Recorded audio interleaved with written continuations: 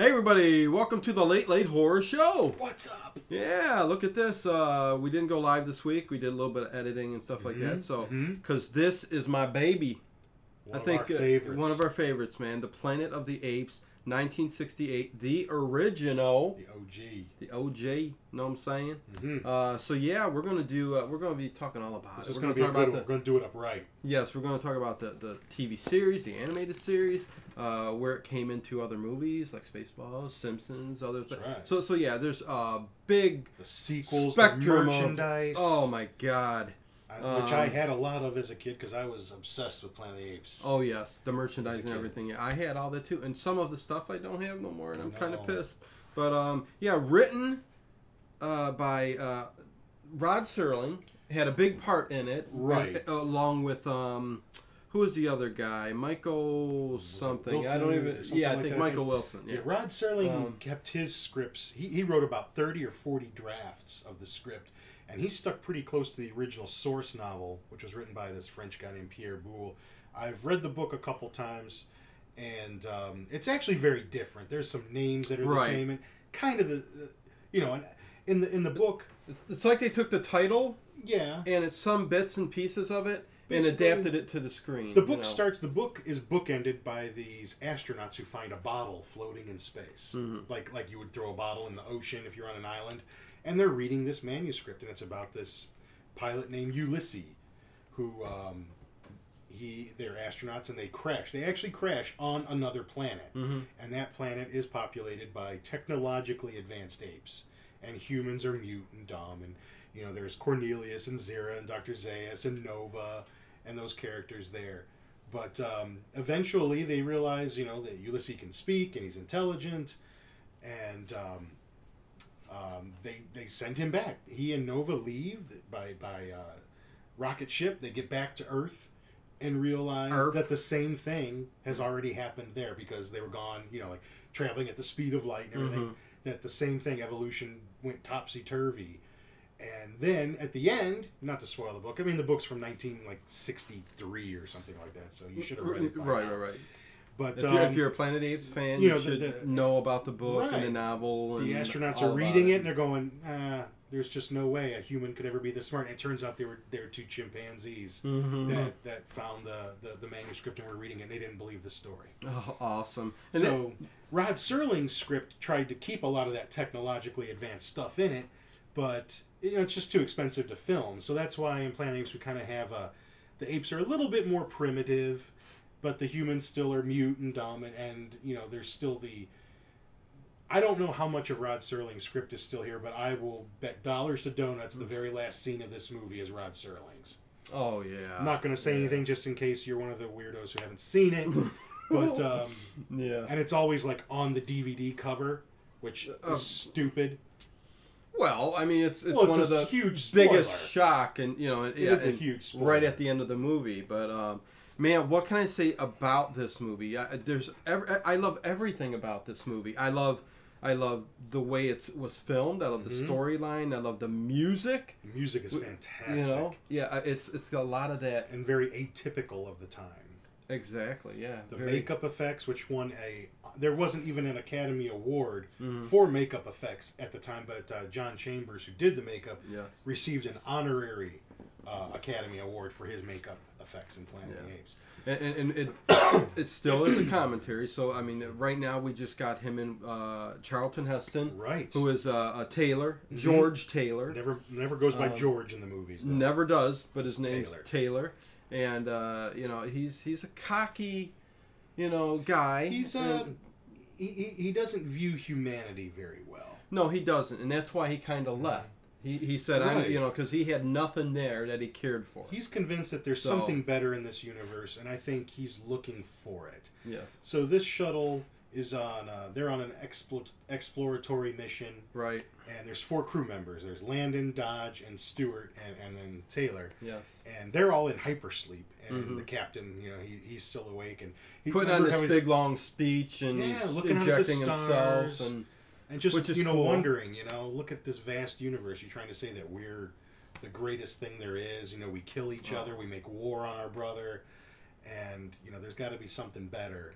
And he's also commenting on the time dials on the ship because they're traveling near the speed of light. So for them, they've been gone 18 months, but on Earth, it's aged much more. And he's kind of hoping when they get back, maybe there'll be something a little bit better. Yeah. He even says, "I leave the 20th century with no regrets." Exactly. Which, hey, I would leave this planet right now with the same kind of feeling. Yeah. But yeah, I mean, everything about this movie. I love Roddy McDowall's great. I mean, I love this guy as an actor. He was in Fright Night, amongst a lot of other movies, and I wish he was in more movies that I really liked. I love Roddy McDowall, and I love what he does in these movies. I do. Because he studied apes. I love Cornelius and Zara and Caesar and Galen and all the characters he played. Well, we'll get to that too. I mean, out of all, even this is the original movie, but Conquest, Caesar, Roddy McDowall, that is top notch. That's the second best one.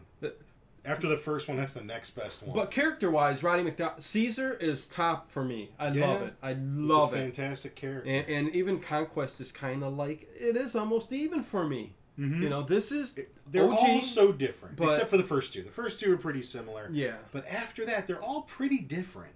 You got Escape from the Planet of the Apes, where they come back to Earth, and we'll talk about that. You got Beneath after, and that was 1970. Right, that was a quick sequel. They wanted to get that sequel out. Right. But then you get one every year after that. You get Escape from the Planet of the Apes, 1971. Mm-hmm. You get Conquest of the Planet of the Apes, 1972, and then you get Battle for the Planet of the Apes in 1973. Yep. And we'll talk about the TV series and the animated series a little bit later too. But that comes out in '74, the TV series, and then '75 they got the animated series. Isn't it kind of funny how like all this stuff was already gone before we were like even old enough to really appreciate it? Oh right, yeah. I was. You're a little bit older than me. You were probably about 4. I was maybe 2. But it was still playing throughout the years. We saw them on TV and stuff like that. That's where I always caught them. I didn't see anything theatrically of the original films, which would have been. I wish I could have seen, because once they were all done, they would have these big marathons. Go see all 5 Planet of the Apes movies at the theater, and exactly, fantastic. But I had such an infatuation with this whole concept of. I mean, seriously, to where even to this day, I think of, I look at documentaries of like gorillas who could sign language and do this, and the chimps who could, talk back in certain, and I say, wow, man, there could be a time when apes are walking around like in Conquest, where they're like, being the maids and the butlers, and they're, what did I read? That there's only 40 genes that separate a human from a chimpanzee. Exactly. I mean, I don't know how we got here, but I do know that we're very close to that. Somehow the genetics got. I certainly couldn't eat one, and. Oh no! No, because I always say I could eat anything as long as I had 2 pieces of bread. Yeah, cut up a big ape fire. No, but yeah, I mean, like when I go to the zoo or anything, it's always what I'm most interested in. Oh yeah. And I always my kids get annoyed because I'm like, I'll talk to the people that work at the zoo and learn everything. Yeah. I'm like, you should listen to them. They're teaching you things. And I listened to this guy talk all about the gorillas one time, about how they, how everyone comes up to the gorillas and stares at them, looks at them, and they won't look at you, and people get mad. And it's like, that's their society. They don't do that. It's like, he said, if you wait long enough, they'll kind of look at you out of the side of their eye to check you out. They know what's going on. But they won't look at you because that's considered a challenge. It's considered disrespectful. And there's a hierarchy and there's a strata in their society. So he's like, you're actually... you're not so much offending them, but you're making them uncomfortable when you do that. Yeah. So on top of being caged and behind these, it doesn't help. I learned all kinds of stuff. It was fascinating. Yeah. But I've just been, it's really just been infatuated with that whole concept, and it's a social commentary, and it was, even as a child. Right. There's deep stuff in this. Yes. Okay. They're trying to get out messages here and there. And talk about... And it's done symbolically, and even as a child, you pick up on that. Yeah. And that's why this movie's so cool. And this movie it was a long time coming and getting made. Right. Yeah. Let's catch up here. Yeah. The ship has crashed in what looks like a desert area, a lake, in the desert. And the fellas wake up, and they realize they have full beards going on. And they're like, okay, how long were we asleep? And Stuart, she was the female, the only female amongst them. obviously her hyper chamber cracked. Yes. And she's all desiccated inside. It's Yes. a really cool effect. And I love Charlton Heston, how he's just so nonchalant about it. Yep, she's dead.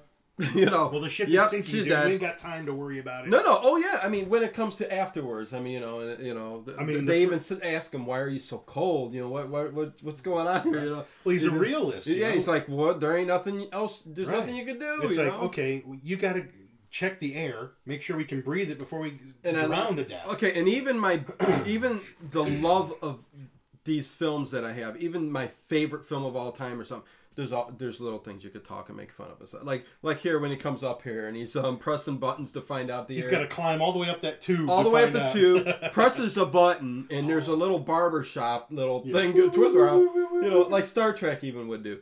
I think Scotty had a little tube like that he would climb up in.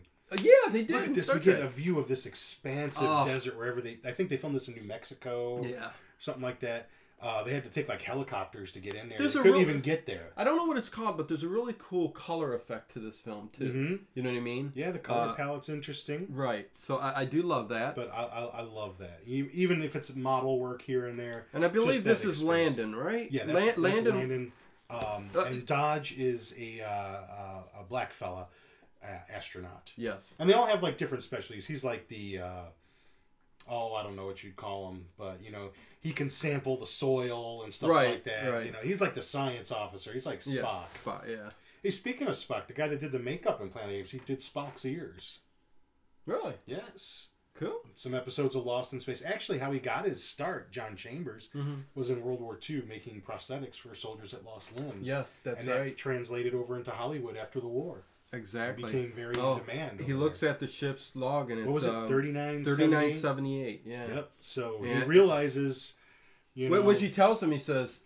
He looked at the panel, he says, and it's been 2,000 years, give or take 10 years or so, a decade. Well, I mean, yeah, like even if they did get back to Earth, he's like, they would, what he's going to end up telling Landon they'd be long gone. He's going to say everyone you cared about is long gone, and they're going to look at you like you're a zoo animal. Yeah.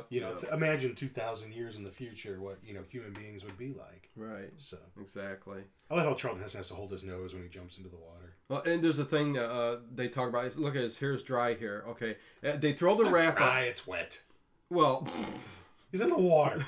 But yes. Yeah, you know what I'm saying? You always point, when I'm looking up these movies, and I know, like, if you go on IMDb, there's a section that says goofs. And I never look at those. Because I don't want to ruin the movie. I know.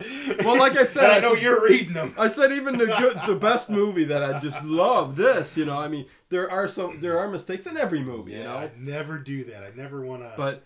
the thing I didn't mention in here too, speaking of sound effects and the sounds of the movie and stuff like that, when they are in this ship, and when they look at Stewart, and then all of a sudden you get that crack in the hull, that weird, so iconic. You get a, it's almost out of Texas Chainsaw or something. Yes, like that. That's what it reminds me. The same kind of tinny, metallic kind of sound effects. Tinny metallic. And the whole soundtrack's got interesting. They used rams horns, very cool, steel bowls. I mean.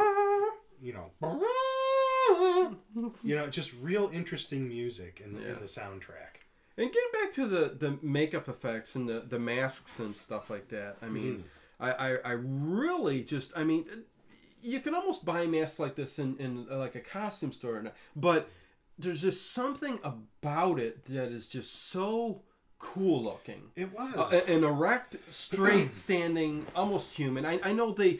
Like, Roddy McDowell had his little hunched over running, how they do that and stuff like that. But, I mean, the gorilla's pretty much, a lot of them ran hunched over too and stuff. It depends what actor was doing it. Roddy McDowell really took the charge in that, like trying to get the actors, to make the exaggerated movements, because you had to move your face and more. he does that a lot, which is really cool. To get those effects, because you had to fight that makeup. Right. And because the mouth will move as much as you can make it move, but making the eyes and everything else move along with it, made it a little bit more realistic. So he tried to encourage the other actors, to do that as well. Yeah. He became great at it as the films went on, and that was actually the makeup is really the key factor in why it took the rights to this book were bought by the producer in 1963. That was a good year. The film didn't get made until 68, Right. early 68, whenever they started, or 67. They started work on this in 45. Charlton Heston was a But that was the big lad. concern, is the makeup. Because every head of every studio that would look at that says, monkeys? I mean, talking? It's like, people are just going to laugh at that. How are you going to do that? How are you going to make that? And then finally you had Richard Zanuck at Richard 20th Zanuck. Zanuck, whatever. At Zanuck. 20th Century Fox that, listened to Arthur Jacobs, who was the guy that, wanted to get this movie made. Yeah. And said, here's $5,000, show me the makeup. Show me that you can do it where I'm not going to laugh at it. Right. And if any of you got like the DVD set or the Blu-ray, there's you could see the test footage. Right. It's with Edward G. Robinson. I was going to mention it. Yeah. Say, Dr. Zax. I'm Dr. Zax. Yeah. Cornelius, you're getting out of here. Say. And oh my God! Imagine James Brolin was Cornelius, and the makeup is really different than what we ended up getting. Oh God! And there's a female chimpanzee next to him, and that's actually the lady who ended up playing Nova later on. Linda Harrison. Yeah, Linda Harrison, yeah. Foxy Linda Harrison. And Kim Hunter plays Zara. Right. Maurice Evans ended up playing Dr. Zaius. Right. And Edward G. Robinson said, I just, in the end, I can't handle sitting in that chair for those hours. Oh, yeah, that's what did it for him. I mean, and also, just, while the astronauts are kind of exploring the forbidden zone here, not a whole lot's going on yet. But when those actors had the ape makeup on, they couldn't eat. They had to drink, like, puree liquid meals out of a straw. Yeah. If they smoked, which most people did back then, they had to have the long filter to get it into that little I think Kim Hunter even said, like, I just didn't eat. When I was in the makeup, I didn't eat. And you had I'm going to class this podcast up drinking out of a jug. His moonshine. So I mean, they actually went through, and Roddy McDowall broke out in horrible rashes from it, and that's why he didn't come back for Beneath the Planet of the Apes. You'll notice his character's in it, but it's not Roddy McDowall. Right. He's not in it very long anyway. Yeah. But then he did come back for the others, and I'm so glad he did in the TV series. And oh my God, yes. Like I said, I wish he was in. And I can't wait to talk about the TV love. Series too, because I really love those. I love the TV series. And I got them. Yeah. Did they ever bring those out in DVD? I don't know, because I still have my. Yeah, I figured they would. I mean, because even the cartoon series is on DVD. I remember taping them on VHS when they first came on. Maybe the Sci-Fi Channel, maybe it was. Yeah, Sci-Fi Channel showed them. Now I think MeTV shows them. Yeah. Now, okay, cool. Saturday nights as part of their sci-fi block. Yeah. Awesome. Yeah. So. But Maurice Evans ended up playing Dr. Zaius, and I mean, awesome job. I mean, you can't think of Dr. Zaius. I mean, I'm sure if Edward G. Robinson had played it, I mean, it would have been classic too. But well, he ended up getting into another great science fiction movie, Soylent Green, which ended up being his last movie with Charlton Heston. You guys ever see Soylent Green? Yeah. Another great one. Oh, another great one, yeah. I won't even spoil the ending of that one. I love that too. Mm-hmm. Yeah, that's an awesome movie. Omega Man, another Charlton Heston movie. I prefer the Vincent Price, Last Man on Earth, but I know. But that's just because it's Vincent Price. Omega Man's good too. Both separate movies, and the funny thing is, Charlton Heston. Okay, I just mentioned 3 great films. Okay, well, you got the Planet of the Apes. Well, 4, whatever. You got Omega Man. You got Soylent Green, but if you really dig deep, Charlton Heston isn't the best actor. No, he's very wooden. He's very classical.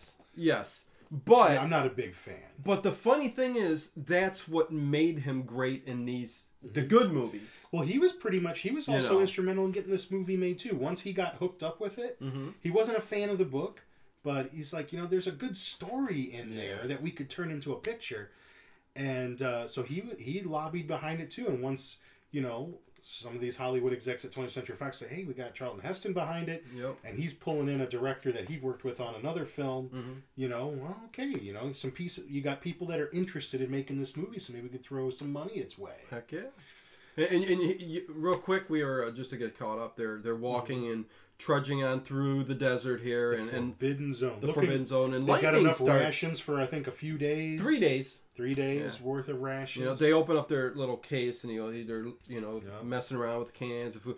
But Yeah, this scene is funny. All the rocks they're walking down. Yeah, it's almost reminiscent of like a Star Trek where they get the styrofoam boulder when the lizard got he throws it down there and it's just light as a feather. But and they run away like they couldn't just. I would have stood there and watched it and went because it was a good. I mean, you could basically dodge that thing no problem. But anyways, the lightning started. I mean, the skies are blue, but there's clouds. Yeah, lightning, no and you rain. get like neon, pinkish lightning going, which lends towards the ending of the movie. You find out about, like again, Right. we're not ruining nothing. There's some kind of nuclear.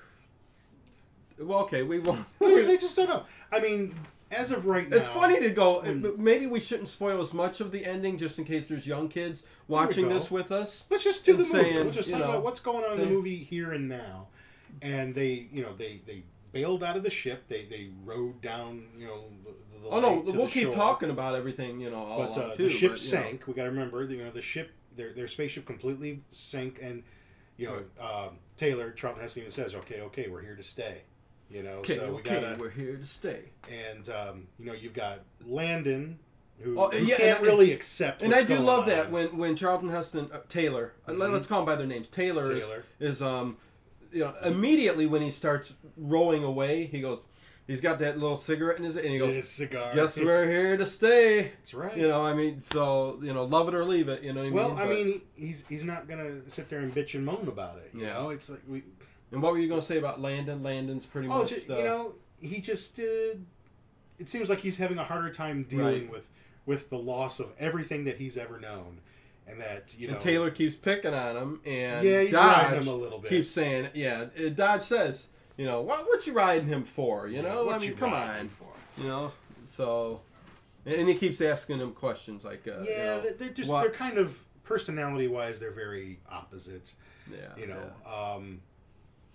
I kind of think Taylor welcomes this opportunity. It's like, hey, we're on another world. Let's just let's check it out. And as of right now, they do believe they don't know where they are. No, they have no idea where they are. The sun, trying to guess what star it is. And I think even throughout the 3 days that they're walking through this forbidden zone, I don't think they've seen the moon. Maybe because of they mention something about cloud cover at night, and we haven't seen no moons. Maybe there is no moon or something anymore. Quite possible. Like in the beginning of Thundar the Barbarian. When the moon cracked. Yes. Great. 80s stuff. Great cartoon. Well, 70s. Yeah, I think late 70s. Yeah. Maybe. 70s. Had to be after Star Wars because with his fabulous sun sword. like a Chewbacca-like character. And oh my god. The princess. But you know what? Those were all great. I mean, rip-offs, but I still watch them. I know you do. I still watch Thundar. It was same with me. You turn on a Cartoon Network or something, especially or Boomerang or whatever. Boomerang, which I don't have anymore, unfortunately. But you can go and say cartoon. Yeah, it's been a while since I watched it. Yeah. That's what we need. We need a good Thundar the Barbarian movie. I shouldn't give Hollywood any ideas. They'll just have it up. Oh my god! But isn't there some weird? I won't go there. There's some weird TV show on right now with forget the woman who plays in it, one of the SNL characters, but there's an animated like giant bird type thing or something like it, reminiscent of like something you'd see on Boomerang or Cartoon Network back in the day or something. I don't know, weird. But anyways, what happens is Dodge is up at the top of the mountain, or not mountain hill, whatever you want to call it, and he goes, "Hey, Taylor, come here!" Because they found a little plant. And where there's one, there's another, and there's another, and there's another. Yeah, so and if it's if it's green, if it's a plant, it's gotta have some water. And I love how they like just start digging around the plant. Well, maybe there's some water under there. I think they're just looking to see the root, and they pick up the plant. Check it's it out. Did we mention too that when they did come ashore? Landon was the only one. He actually took the little flag. He planted a little flag. Planted it right along the beach, and it was so close to the water too. It'd get washed away. It's gonna get washed away. If there was a moonrise, and bring in the tides. But so now you're gonna just get that journey that they go on. And I gotta tell you one thing. But tell me two things. Tell me two things. If you were like me, I watched this on TV. Yeah. And usually it was WAB TV 43 that would have Lorraine, Cleveland. Have Planet of the Apes week. Not always. Sometimes it would just be like the Saturday movie. That's what really, yeah. But they would do like Planet of the Apes week, and they'd show one every night. Yeah. And because this movie's just shy of 2 hours, there was a lot of stuff that was cut out of this that I never knew. Right. Was in there until like I bought it on VHS when you could start buying VHS tapes. Reasonable. That was the sad part. I bought all 5 Planet of the Apes movies on VHS. Yeah. And I remember watching it for the first time, going, "Oh my god!" Like even this part where they're trudging through the Forbidden Zone. They cut like 10 minutes of it out. They cut so much of it out because they could. I mean, to make it, to fit the 2-hour block. 2-hour block. But they literally cut like a good 20 minutes out of the movie. Yeah. I mean, needless to say, I mean, for us fans now, it's like you need that in there, just to show that it took that long to get there. But this is like everything that was just there was gone, and this is where from where the canoe was going down, the raft was going down the river to right there. Because I remember my videotape that I had it recorded on. Yeah. That's where all that stuff we just talked over was gone. Oh, I know, yeah. All of it. Just basically where they're walking. I mean, through the same kind of scenery. I mean, so... another thing I got to mention, and this is a great time to start mentioning it because, there's not much going on here for the first bit, is that apart from, like kids' movies, like Disney and stuff like that, until Star Wars came out, everybody associates Star Wars as being that movie that had the big merchandise blitz. But people forget, Planet of the Apes had tons of merchandise. Oh, yeah. Now, most of it didn't kick in until after the last movie came out. Yeah. But there were action figures by Mego, if you know the Mego action figures, those little 8-inch ones, play sets, lunch boxes, wastebaskets. Yes. I know I had some of the figures and the horse. I had the horse. The Ideal. IDEAL toys with the sets and stuff like that. Records. I even had like a record album LP that had like 4 of the stories on there. You could just like listen to the story. Comic books, of course. Trading cards. Trading cards were the first thing that came out. I got the trading cards. But and I had the. I don't know if I still have. I should have. If I could have rearranged the set, I would have brung out a lot of my Planet of the Apes stuff. I had the trading cards. I got Cornelius up there, which you probably can't. Right. Here. You can see his arm there. See that? That's Cornelius. I had this ball card set from the TV series. I had that whole set, mint condition. And what I really loved, my favorite. I think that's why they did the Blitz too, right after that movie in '73, because the TV show was coming on. It was hot. They were thinking that's coming next, and then animated. So yeah. But I mean, lunch boxes, waste baskets. Even I remember little like gorilla figures that had like the little parachute. You could throw it off your porch and the parachutes. I mean, everything. They had everything with Planet of the Apes on it. They were selling like hotcakes. My favorite was always the Planet of the Apes magazine. It was from Marvel, and it was sort of like, Savage Sword of Conan, that type of magazine. Right. It had, part of it was like an original ape story that would continue every month. Then there were articles, those classic 70s ads. Yeah. And then in each issue they started with the first movie and they would adapt comic book adaptation of each movie. But what I want to say is, if you go on Google and you just do a search like Planet of the Apes magazine covers, all of them had these beautiful painted covers. Did, yes. Beautiful covers. And you could find them. Issue. Yeah. And I bought so many of them at the local comic shop for like $0.25 a piece. Yeah. I had almost a whole set. Oh. After they finished adapting Battle for the Planet of the Apes, I think it might have went another issue or two, maybe.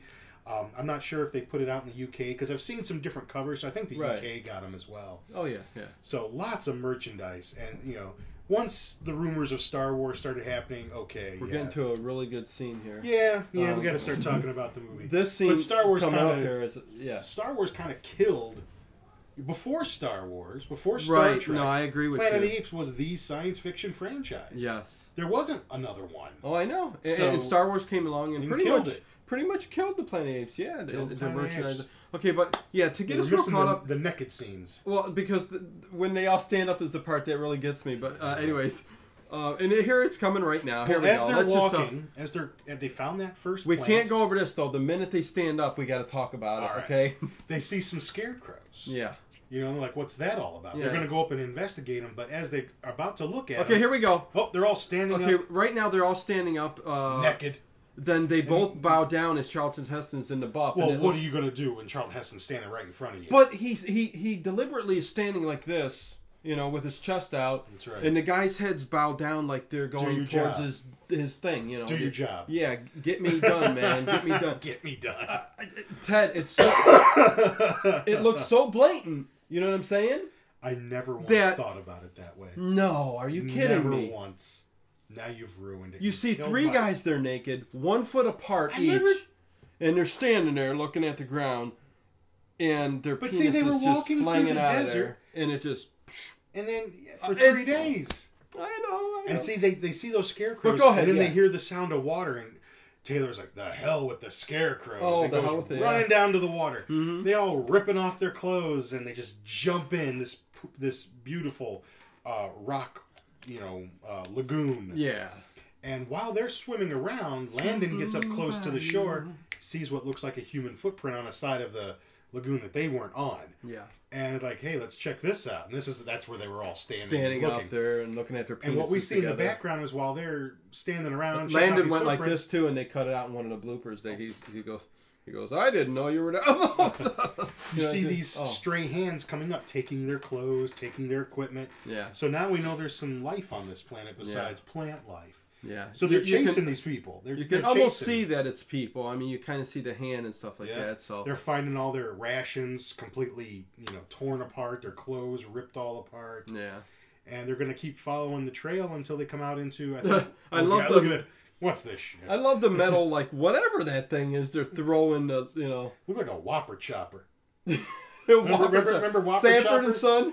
That was the got myself a Whopper chopper. thing you would put like an onion in and whack, whack, whack, whack, whack, yeah. whack. Isn't that what it was called? The Whopper chopper? Well, I know Sanford and Son.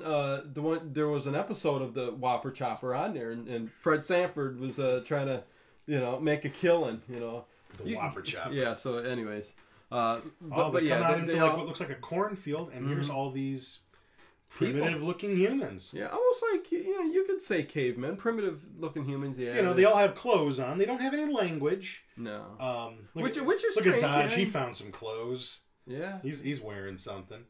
And look, I don't know what are they picking out of the tree. What is that? I have no idea. It almost looks like the tree is growing melons. Yeah.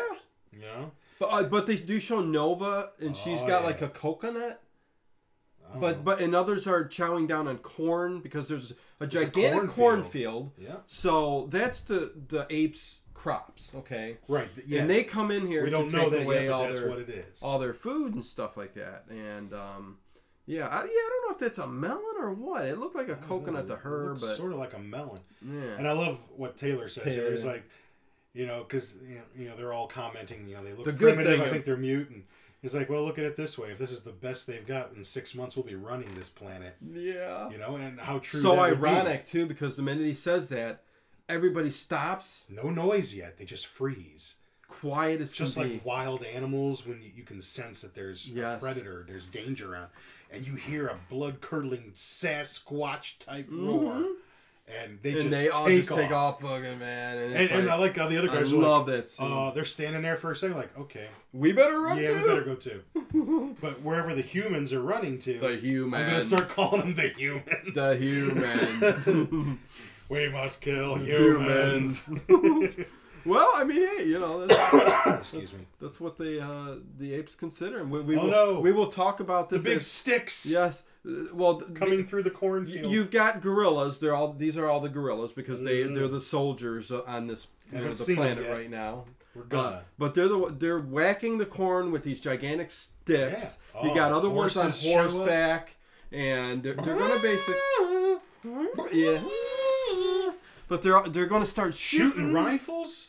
Well, I mean, I don't know how many times they come through this and get rid of all the people. Right. But I don't know. But see, this causes the 3 astronauts to scatter. Yeah. And here's where we get our first look at the gorillas, the apes. Yes. I mean, wow. And Taylor just looks up and he's like, "Holy shit!" Yep. But he's in the panic. He's just got to keep running and get going. I knew we should have made that left turn at Albuquerque. But again, I love it's all leather, like body. uniforms and stuff, and the and the straps, makeup was done really good. Even the movie. rifle had like leather stuff on Everybody had good makeup. We're like in Beneath the Planet of the Apes. If you look in the background, you can tell people are just wearing pullover masks in some scenes.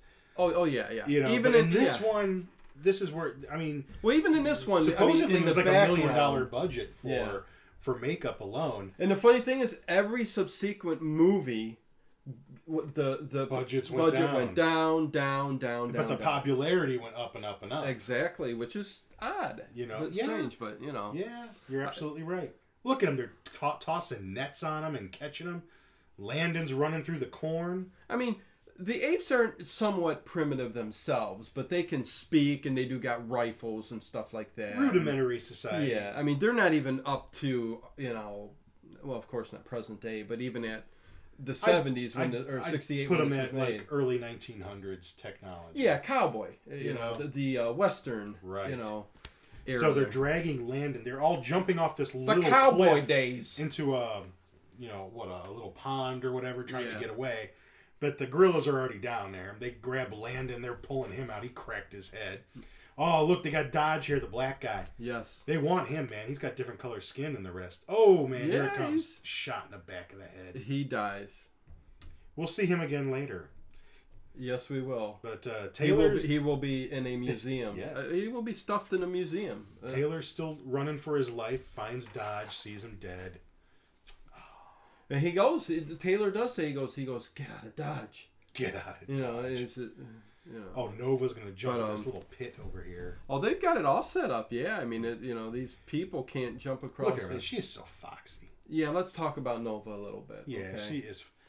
She's wearing sort of like Raquel Welch caveman. 20 million, or 20 million miles from Earth.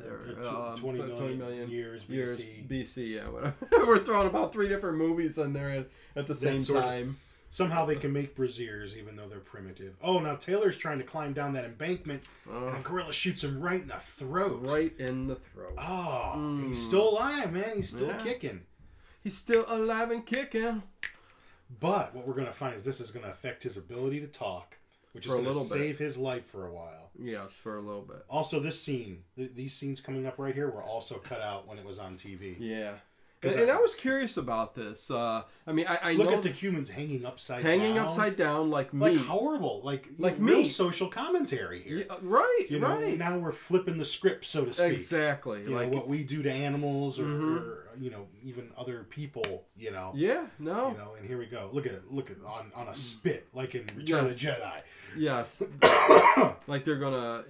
Yeah, I mean, and this is what I was wondering, because I do know they basically do medical research to, They use them for whatever they want. Yeah. Yeah. But I often wonder, with them hanging up like that, from the feet down, whether they consume these people too. No, I think they just hunted them for sport. Just like what we would do. True. Look at, they're even taking pictures of a pile of dead humans. Exactly, and he's like, smile. Oh, smile. This is another part that was never in the TV when I would watch it on television. So it was... And I love this. I love how they talk, and because it's real human voices. There's no they didn't turn the voice into something it wasn't. First view of Ape City. Ape City, yes. I love the style, the architectural. Really nothing like it in any other movie. It was kind of, the guy who got the idea of it got the idea from like some caves in Turkey that were sort of shaped that way. Oh, and now we're going to see the chimpanzees doing a transfusion without typing the blood at all. Who knows what type Nova's got? She's giving it to Taylor, and they're doing maybe they didn't get past to that part yet. But Zero comes in, and I forget the other doctor that's there that. I forget his name. You ever think it's funny that we never see female versions of any other apes except the chimpanzees? I don't think in any of the Planet of the Apes movies, really, except with the exception of the newer ones, of course. You never see female gorillas. That is funny. Or orangutans. Yeah, or female orangutans. You only see female chimpanzees. Wow. Never see it. How is that something that I totally... I've always wondered, you never see, Never thought of that. You know what's also interesting is when they were making the film, the different actors that were dressed as different apes, they kind of just, without being told to, they just segregated themselves. Gorillas hung out with gorillas, chips with chips. Orangutans with orangutans. It was something that they all commented on. It's like, we didn't do it on purpose. It's just, it kind of happened. Like, we all separated into our own little groups. Isn't that funny? Yeah. But you know what? That's kind of the story of real life, too. I mean, that's kind of how it goes, isn't it? I mean, you kind of... I guess so. You know, the sports people will go over there, the stoners, the punkers, the goths. That's right. I mean, you know, then we got you. And we got me. And Ted's standing off there all alone by himself. Just me. You know. Everyone's like, you know, split up. Loosen up your group a little bit. So what's going down here is they're doing this transfusion on Taylor because he lost some blood. We see Zira for the first time, the female chimpanzee. Love. And she's interested in him. You know, he was wearing different clothes. I love Zero so much that I named my cat after Oh, yeah, Zero. you had a cat named Zira. You don't still have that cat, do you? No. Yeah. That was a long time ago. We ate her. Yeah, but I remember that cat, Zira. Yeah. When you found her. Didn't you find her in a dumpster? Or buy a dumpster? No. Yes, you are correct. I'm thinking of our other cat, but yeah. And she was kind of sick, and you nursed her. Yes. We brought her. Someone dumped a kitten off. And we brought her up, and she was. Good thing I'm here. She looked like Zero. She had the pointy, skinny little ears like a bat, and the little beard type. It was just funny. She was Zero. But yeah, go ahead. But she's interested. You know, Taylor was wearing different kind of clothes, odd clothes. She was curious about. And she's like, "Is this the one you brought in with? You know, the with the throat wound."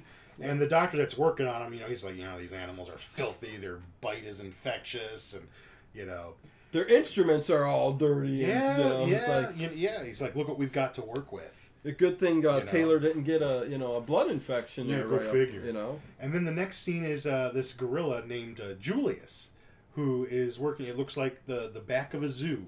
Yeah. It's just a bunch of animal cages with humans and hay and filth and excrement everywhere. Yeah. And I don't know about that. I don't see no poop and pee. Well, you know it's there. But it's got to be, because it's not like they take them out to the toilet. But she's an animal psychologist. She is. And she's all interested in, why humans can't talk. They, there's nothing that's preventing them. Yeah. And she's feeding the humans sugar cubes, and Julius is telling don't get too close to her. She's like, oh, they're perfectly harmless. Well, I like how she's throwing the sugar cubes, and she goes, "Do you want some, old man? Yeah. Do you want some, old man?" And you can tell he's got no gums. He's just got gums. He doesn't have any gums. I mean, he's got no gums. He's got no teeth. He's got just gums, and he's like, well, right. It's like. And she's curious about Taylor because he's got this throat wound, but he's moving his lips like he can talk. He keeps going into this act, and that's what. He notices that Zira's got a little, looks like a piece of paper and a pencil. Yeah. In her little pocket, they have a little pocket on their chest leather thing here. Yeah, between her boobies. Because they all wear different colors. Like chimps wear like green and brown. Orangutans wear the orange, gorillas wear kind of like the purple and black. Yeah. It's in their society. But he tries to make a grab for it, and Julius takes the broom he's got and jabs him with it. Yeah. But then Dr. Zaius, the orangutan, comes in. And he's sort of the leader. See, he's like the science guy and religion guy. Chimpanzees which is very, Yeah. There's trying to speak something there along the lines. Chimpanzees are kind of like the scientists. Right. Gorillas are the military, the police, and the orangutans seem more like the aristocrats or the politicians, philosophers. Yeah, the judge, keepers of the faith. Yes. All right, that's also the lawgiver was an orangutan. And when Dr. Zaius shows up, Zira's all excited. Bright Eyes, she calls him Bright Eyes. Bright Eyes. Go into your act. Do your trick. Everybody else calls him that too, Bright Eyes, even though he writes down Taylor later. And he's trying to talk, and he doesn't get it yet. And without realizing it, this throat wound is saving his life. Right at the moment. That he can't talk yet. Mm-hmm. And he's kind of mimicking her. Mm-hmm. It looks like he's trying to answer her when she says something to him. What does Zaius say? He says they can be taught a few tricks, nothing more. Doesn't he say human say, or human see, monkey Julius do? Said that. Monkey see, human. Human see, human do. Yeah, there you go. That's what he says. But Dr. Zaius wasn't impressed. Oh, but then they bring Nova. Zero wants these two to mate. Yeah. Man, if I was Taylor, if I was Chuck Heston, yeah, I would be going, oh, balls deep. Damn, I am going to be playing up this dumb act so much. Right. You know, I mean, it's like, come on. Like hot monkey love. Nova is so cute. And then I think even in the second one, in Beneath, they show a little bit more, you know, skin, belly, and all about that. The skin. It's all about the belly. I like the belly. Anyways, yeah.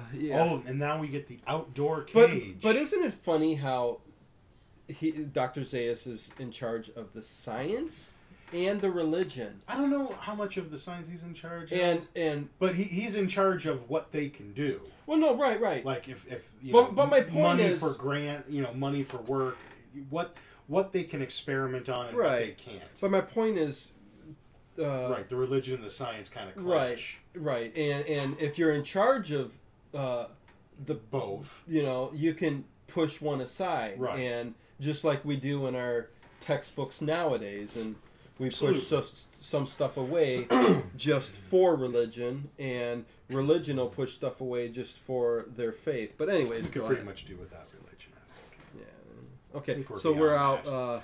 I love this cage. Everything about this movie is so iconic. And then you look at all the other humans are like, woo, woo, woo, jumping around, and Taylor's he's just got his woman by the hand, and he's just walking back and forth. And we see Cornelius for the first time. Yes, she's attached. She's attached to him. Yeah, and look, because Zero wants Cornelius to check Bright Eyes out. Look at him. And he's like, you know, this is him. What's so great about him? Yeah, I love it. And look, and you can see while their backs are turned and they're discussing other things, he's writing. Taylor's writing in the dirt. I can write. Yeah, that sucks. You know, fortunately for him, if he's on another planet, at least they speak English. Zero. This would have been my first clue for us. Yeah. Yeah, and we find that Cornelius is a archaeologist, and he just had a dig in the Forbidden Zone, and which ran out of funds and would like to go back there to you know, continue his work. And Dr. Zaius shows up. It's like, of course, you know, you need my approval for that. So, you know, go bring me. And don't you love this? I'm sorry, I don't mean to interrupt myself. But as he is writing in the dirt, it's like Nova knows he shouldn't be doing this and scratches it out. Right. And he pushes her aside. Yes. And then this other human guy. This other human thinks he's going to mess with Chuck Taylor. I mean, Chuck Taylor. Chuck Heston here. And look, he gives him like a ha, ha. Oh yeah, no, he does a James T. Kirk. Yeah, like a little judo chop. Two chops to the neck, and he. But see, this is some animalistic guy fighting, and then you got, you know, Taylor who knows what he's doing. Oh, and the dumb gorillas come in with their torches and burn him right on the shoulder. Why are the gorillas dumb? Well, because they you know, they anyways. burn the wrong guy. And they even have those, what are those things called that go around your neck? Yeah, like dog catchers have. Sorry, you know, those so dog you can things. get a hold of them way, you know, they got a good them on amount those. far. Yeah. And look, here's Dr. Zaius and a gorilla soldier walking by. What's Dr. Zero trying to prove? That man can be domesticated. But as Dr. Zaius is walking away, he's going to see a little bit of the writing. Yes. And, takes his walking stick and scratches it out. It's good writing. Yeah, he knows. The lines are precise. And so even Dr. Zaius goes, he says right at this point, he goes, even my writing ain't this good. Goes, but it's interesting that they took that part out of here. You know, instead of like killing him right away or whatever, saying just kill him. Yeah. He bides his time. He waits and he knows. What? He knows what's going down. Dr. Zaius knows the history of the planet. Yes. And he's very smart. The sacred scrolls that have been orangutan. Hidden. Oh, and they just throw him in the cage. And yes. There's Zero. Like, she's all concerned about him. She's, you know, did they hurt you? Are you okay? But again, he's eyeing that notepad. Well, he's got to prove it. And he knows the one person he can prove it to is Zero. Her. Yep. And he grabs it. Doesn't hurt her. Just grabs that paper. Yes. But while he takes it, Julius is going to hop in there and whoop his ass a little bit. Yes. Here we go. Wham! I love the club. Here, oh, man, a billy club. And this is a gorilla, so he should be... Yeah, you'd think Taylor would be dead, but... one whack to the skull should definitely open you up, you know what I mean? Yeah. He goes, these darn apes, man. I mean, humans here. Mm-hmm. And he gives the paperback Natural stuff. born thieves. My name is Taylor. Oh. And yeah, man, the effects, looking closely at her face, especially Zero's and Cornelius's, where they put the most, effort into it. I think they all look good. Every ape that you see in it all looks good. They do. Well, back when he runs loose, you could tell the background. I'm telling you, let's watch it when it happens, because I think they all look pretty good there. Let's watch it. In the other subsequent movie, excuse me, like Beneath the Planet Apes especially, not so much. Well, in the background, the crowd of apes, you can see the cheaper masks. I guess there would have to be subsequent. Some. Yeah, but it's very, very little. I mean, so. So she says to him, she reads the note, my name is Taylor. She's like, you won't hurt me, will you, Taylor? And, she gets him out, and she even says, get me a leash. I'm taking him out of here. That's forbidden. You're not allowed to do that. Just do it. Yeah. She takes Taylor to, her house, and she's showing Cornelius. Cornelius, Taylor, they're asking him questions. He's writing them out. He can't talk. Mm-hmm. And, who are you? I came here from, another planet, from another solar system. Flew here. And I like when he reads that. He says in a flying machine. Right. Cornelius is like, flight is a scientific impossibility. It came in a flying machine. It's, and even if you could, why fly? Back on that planet you say you came from? You say you could fly? You could fly in a flying machine across the... And she says, even if you could fly, why? Why fly? And, he doesn't believe that you could fly. He makes a... Right. He's going to make a paper airplane. He'll do that shortly. He'll make a paper airplane and throw it. And you see how amazed they are when they see it. Oh, my God, yeah. Cornelius is just like... He shuts up. He looks like this.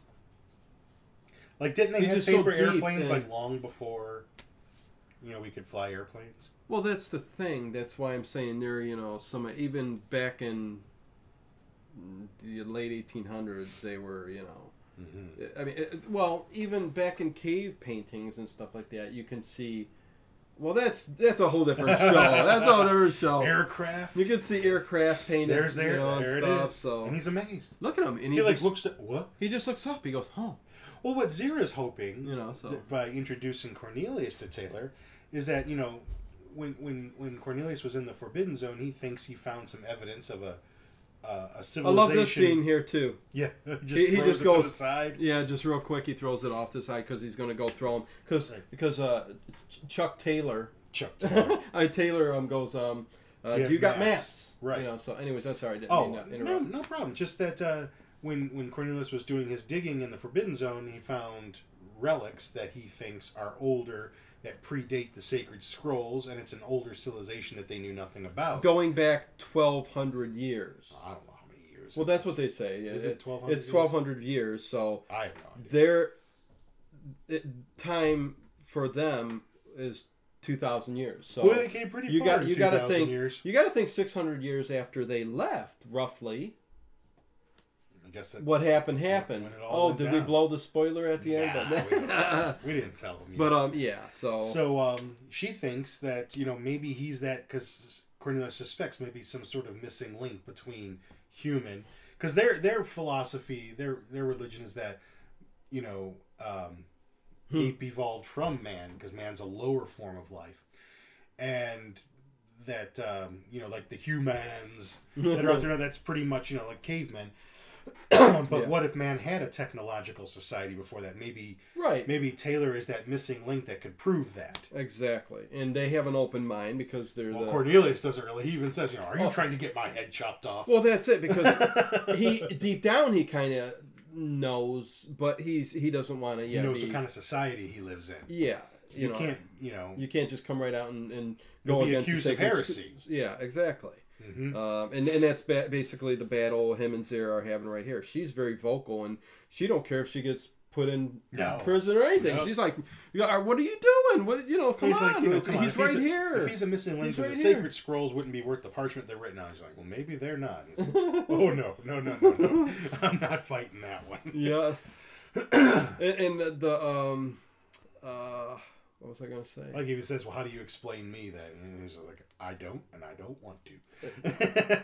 Exactly. Yeah. Man, I love the interplay between them. Oh, It's great. Come on, man! They're such a great couple. And isn't it weird? Even when they kiss, they come to Earth and. Oh, that's an odd movie, yeah. But I love it. It's great. It's a weird one. I love when they get Zara drunk. You know, grape juice plus. to get the info out of her. I forget the guy. Dr. Hasseline. Yeah, he played on Young and the Restless years later. A soap opera. But well, I'm glad you looked that up. I just knew that from back in the day, seeing it on the television where my mother was watching all the time. But what happens is... Dr. Zayas comes banging on the door. Yes. He's heard tell that there's a human loose in this house. What do you think that is they put on his shoulder, too, for his wounds? It just looks like black tar. I don't know. This'll heal it up. Some kind of balm. Who knows? Yeah. Some balm. But, some black balm. Some kind of sad. You put a balm on? Who told you to put a balm on? A balm? A balm? It'll blow up. A balm. But, yeah, they're a little curious about, why he's there. And she's like, we were doing, manual, we're doing just some tests and stuff. Oh, I like how Zara starts telling. Zayas finds the paper airplane. She goes, "Try it, throw it. It's a toy. It floats on the air." He doesn't even try it. Rubbish. Yeah, and just throws it down. He doesn't need to know. And look, man, they don't just drag him out; they gag him. They put They put a leather ball in his mouth and bring it around. A lot of S&M in this movie. Oh yeah. Oh, and now he's back in the cages, and these two gorilla soldiers show up, and they want Taylor. And he's like he's scheduled for gelding or whatever. They're gonna castrate him. And Joyce is like, Dr. Zira wants those two to breed, wants those two to mate. Yes. And he's like, these orders come directly from Dr. Zayas. There's nothing you can do about it. And I love what he says here. I remember this used to be in the commercial, when it was going to be on TV. If only you knew what they're going to do to you. Yeah, right here. Oh my he's God. Got his club and he's ready. And he come on, Taylor. Man versus gorilla. Man versus... Look, he flips him, man. He gives him one... man right wins. Into the cage. Man wins. Knocks him out. Man 1, Gorilla 0. And it's funny. Nova doesn't take off. Nova stays there because I guess she knows she's supposed to. Man. Yeah. But... And now Chuck Heston is on the run through Ape City. And the thing that got me at this point, too, is when he ran out of that door, you're supposed to be looking right and left, which is your best direction to go. If he would have just looked right and ran straight down that hill towards the river for those trees, he would have been gone. Yeah, Instead, he ran directly into the middle of the city. He ran into a building where there's a funeral service going on. Yeah. And I love it's like a priest. Yeah, the priest here, or whatever. It's a orangutan. The old master said... to the whatever. I never met an ape I didn't like. and there's a little kid sitting in the back. Look at this! I love all these stones how they put together. The set design is fantastic. Yeah, and so original. There's the lawgiver. So original. I don't think you've seen anything since, right? No, Planet of the Apes always had pretty unique architecture. Oh, look at the little kid gorilla. I know. Look at him. He's got good makeup too. He looks like Eddie Munster. Look, a man. Look, it's a human. Look at everybody screaming. Ah, get up! It's a filthy human. In the lower class, you got me looking now to see if I see any. They all look pretty damn good. No, if there's any female gorillas sitting in there or anything like that, because that is just so odd. You never see any. But what is that? Is that a coffin there too for them? Yeah. Right there. All right, now that one, I'll give it to you. That one didn't look so hot. Quite a few scenes in here. It's like that, but it's very fast and in the background. Gorillas on horseback are trying to catch him with nets and whatnot. Look, he knocks down the fruit stand. Yeah, like. But he takes that stick and whack. Hop on the horse. He should have, and why didn't he? I don't know. But I mean, there's a couple things like this chase scene here. You're so discombobulated. Like, geez, I know. Dios mio, where am I supposed to go? Hey, we're dissecting the film, but I know I'll shut up. Even for there's this nothing film, I'll bad shut in up. this movie. No, nothing. Time to run into the museum. They're taking the horses up the steps. It's almost Adobe like. You know what I mean? Sort of. The structure. Oh, they got him. They got him on the neck. Oh my lord! Look, he's got his fingers gagging him. Well, he gets whatever that leash and collar thing is. Maybe that's what it's called. I forgot. The dog catchers have it. Doing dog catching to catch the. Ooh, he kicks a couple gorillas down the steps. He does. Almost looks like a little amphitheater. So what in the TV series, which came out in 1974, Right. They only had they're all just basically just trying to catch Taylor right now and stuff. They only came out with 14 episodes. Yeah, it was just one season. For some reason, it was canceled early.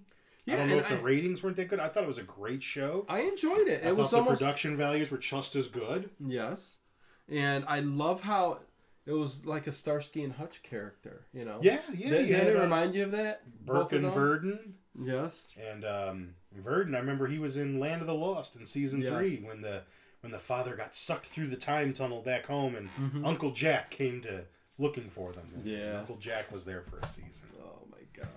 But yeah, it was very. I loved the TV show. Yeah, it was fantastic. Great stories. Yeah. and Roddy McDowall was great in there. And Zero did not play in it. No, there weren't any really like female characters. It was. I'm trying to remember back. There was a female character though, but it was not Kim Hunter. No, she wasn't in this show. That's what I have to go back and watch those again. It's been a while since I've seen it. The premise of that is another, And there's Dodge in the museum, we were talking about. It's like a natural history museum, but it's all humans posed in, different poses, in their natural habitat. And then there's Dodge because he had that different color skin. Mm-hmm. He was interesting. He's stuffed. Yes. Stuffed and mounted. Stuffed and mounted. Oh, and one gorilla takes and they bring out the whips. Man. Look at that, man. Taylor's going at him. Yes, Taylor is fighting these gorillas. He needs to take those clothes off, man. I'd rather just run naked. That thing's holding you down. I would too. Oh, and then look, all the chimpanzees have like vegetables, and they're all throwing them at him. Boo! Boo! You suck! You suck, Charles Neston. Yeah, what's going on, man? Here, have a lettuce. They have lettuce. Oh, no. They're throwing away all their goods and services.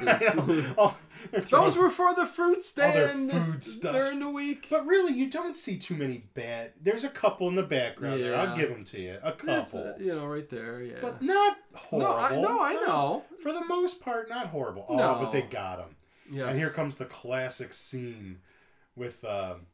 They got him in the net. Right. And the classic They're line. lowering we got to say it together, man. Zara comes first. Right. Okay. And she's like, why... The gorillas come to get him. Then the gorilla touches him on the shoulder, and he says... Get your stinky paws off me, you damn dirty ape. And every ape standing around there is just flabbergasted. Even Dr. Zira. Yeah, she's like, holy shit. But even she understands that he's pissed because they frickin', any animal lover would do the same. Like if they see somebody running after like a dog or something that got loose and they capture it like this. I'm saying, you know what I mean? That they would be, okay. And so now he can talk. So now he's talking to Nova.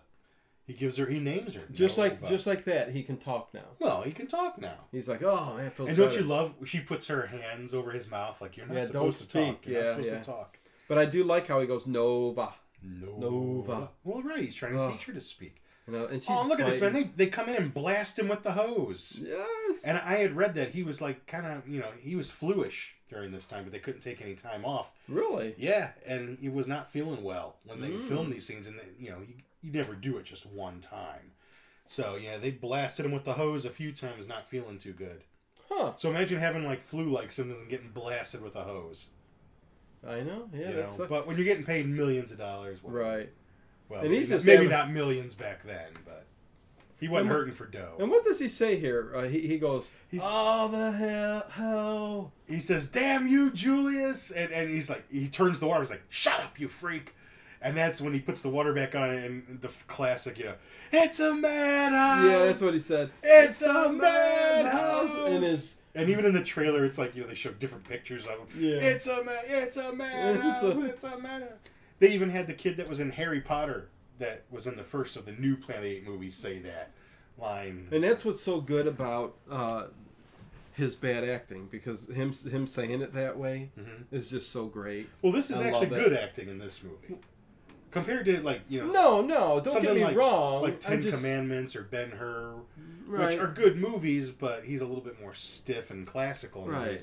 Here, I feel like he emotes a little better. No, he does, but he's still Charlton Heston. And when he said it's a madhouse, the overemphasis on the wall and stuff just gets me. But yeah, so iconic and so classic. I love it. I've said that in my own home sometimes when the kids are driving me crazy. It's a madhouse! With your shirt off and back against the wall, and they're shooting you with the hose. Yeah. With the hose. Not going well, you back know, if in you've the been in house. county a few times, you know what that's like. Oh my god. Oh, and they separate them. They put Taylor in another cage, they put Noah in another cage, and he's reflecting. Well, he's looking at her, he's like, you know what the sad thing is? You're all I've got on this planet. Yep. You know, and you can't even talk. You know? Yeah. But, you know, she almost tries to smile there. She almost gives a little smile. Well, he says it. He says, I know, it's like just a grin with a... Yeah. Oh, they're coming for him again. Yes, they're going to take him to court. People's court. Kangaroo court. People's court. Is. I mean, if he has no rights under ape law, then why is he being charged with anything? Amen. You know, it's why I said it's a kangaroo court. It's a and joke. That's what Cornelius says. That's right. Damn right. Yeah. Dr. Zaius. Dr. Zaius. Dr. Zaius. Dr. Zaius. Dr. Zaius. Dr. Zaius. Oh, Dr. Zaius. Come and give me Dr. Zaius. That was The Simpsons. Right? Yeah. Did we talk about that? No, we didn't. Yeah. How the Simpsons episode. I think it was the monorail episode where they did the play "Stop the Planet of the Apes." You know, I hate every chimp or every ape I see, from chimpanzee to chimpanzee. And we said Spaceballs had a tribute to Planet of the Apes. So many. Futurama had Planet of the Apes in it. What other shows did? Oh man, I'm trying to think. That's all I know of. I don't know. I'm sure there's been more, but Goldbergs. Has the Goldbergs done a Planet of the Apes yet? No, I didn't get that far in it yet, so I don't know. Yeah, I don't know. So yeah, this is a court proceeding, mm-hmm. And also it involves Zira and Cornelius as well for assisting this animal. Actually, they're being accused of tampering with his brain to make him be able to talk. Mm-hmm. And, that's what when they come into the courtroom, he even says, where have you been? Why haven't you seen me? What's going on? And, Cornelius even tells him, be clever, be quiet.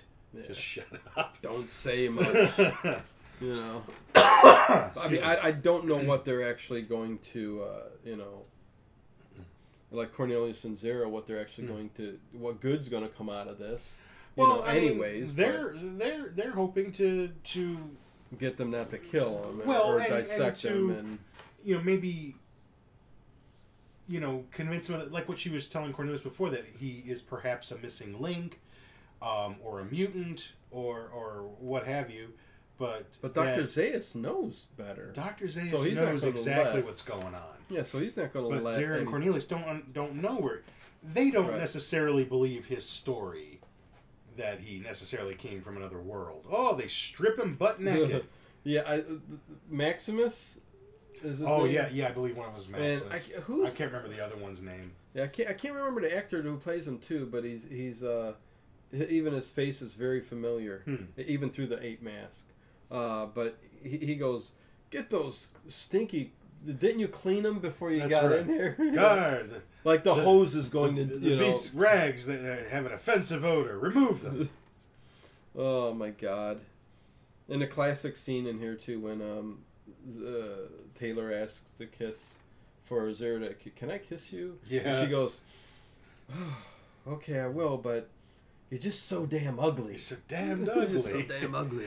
It's like, oh my god, it's just hilarious. So we're going to find that Zira and Cornelius are being charged with heresy. They're being charged with tampering with this human's mind.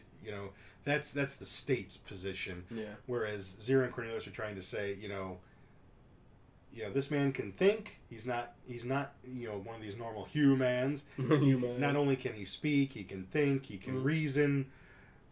If he is not a missing link, then he must, he could be a mutation. Yeah. He can't be the only one.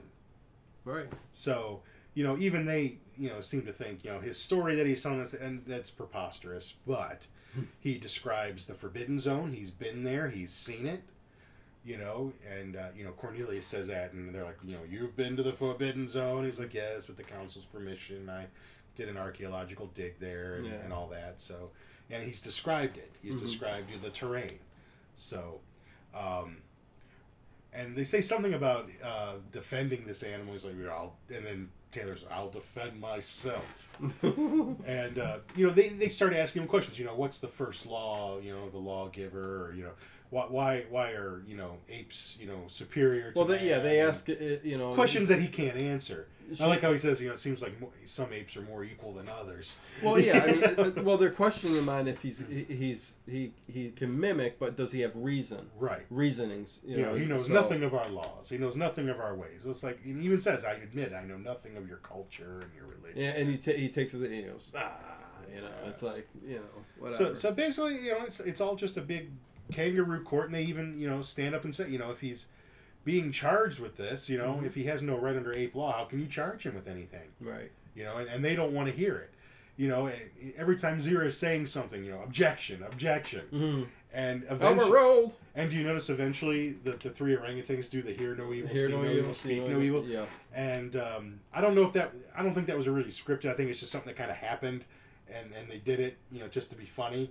And they must have come up with it, but immediately when you see them start doing that, yes, they all start going to their positioning. So they knew it. I mean, ahead of time. I think they maybe just to be funny, they did it one time because hey, all three of us are sitting together. Let's do it. Yeah, and it just kind of stuck. And they're like, throw that in. And and I've always remembered that scene. That's so classic too. I love these lawgiver statues that are in the background. Actually, I think it was Arthur B. Jacobs. He actually had one. It was the only prop he kept from the movie, and it was like always in his backyard, like wherever he moved to. It was always in the that's backyard. right. Yes, I remember that. And not too long ago, I don't know if it was that one or one of the other ones because there was like three of them.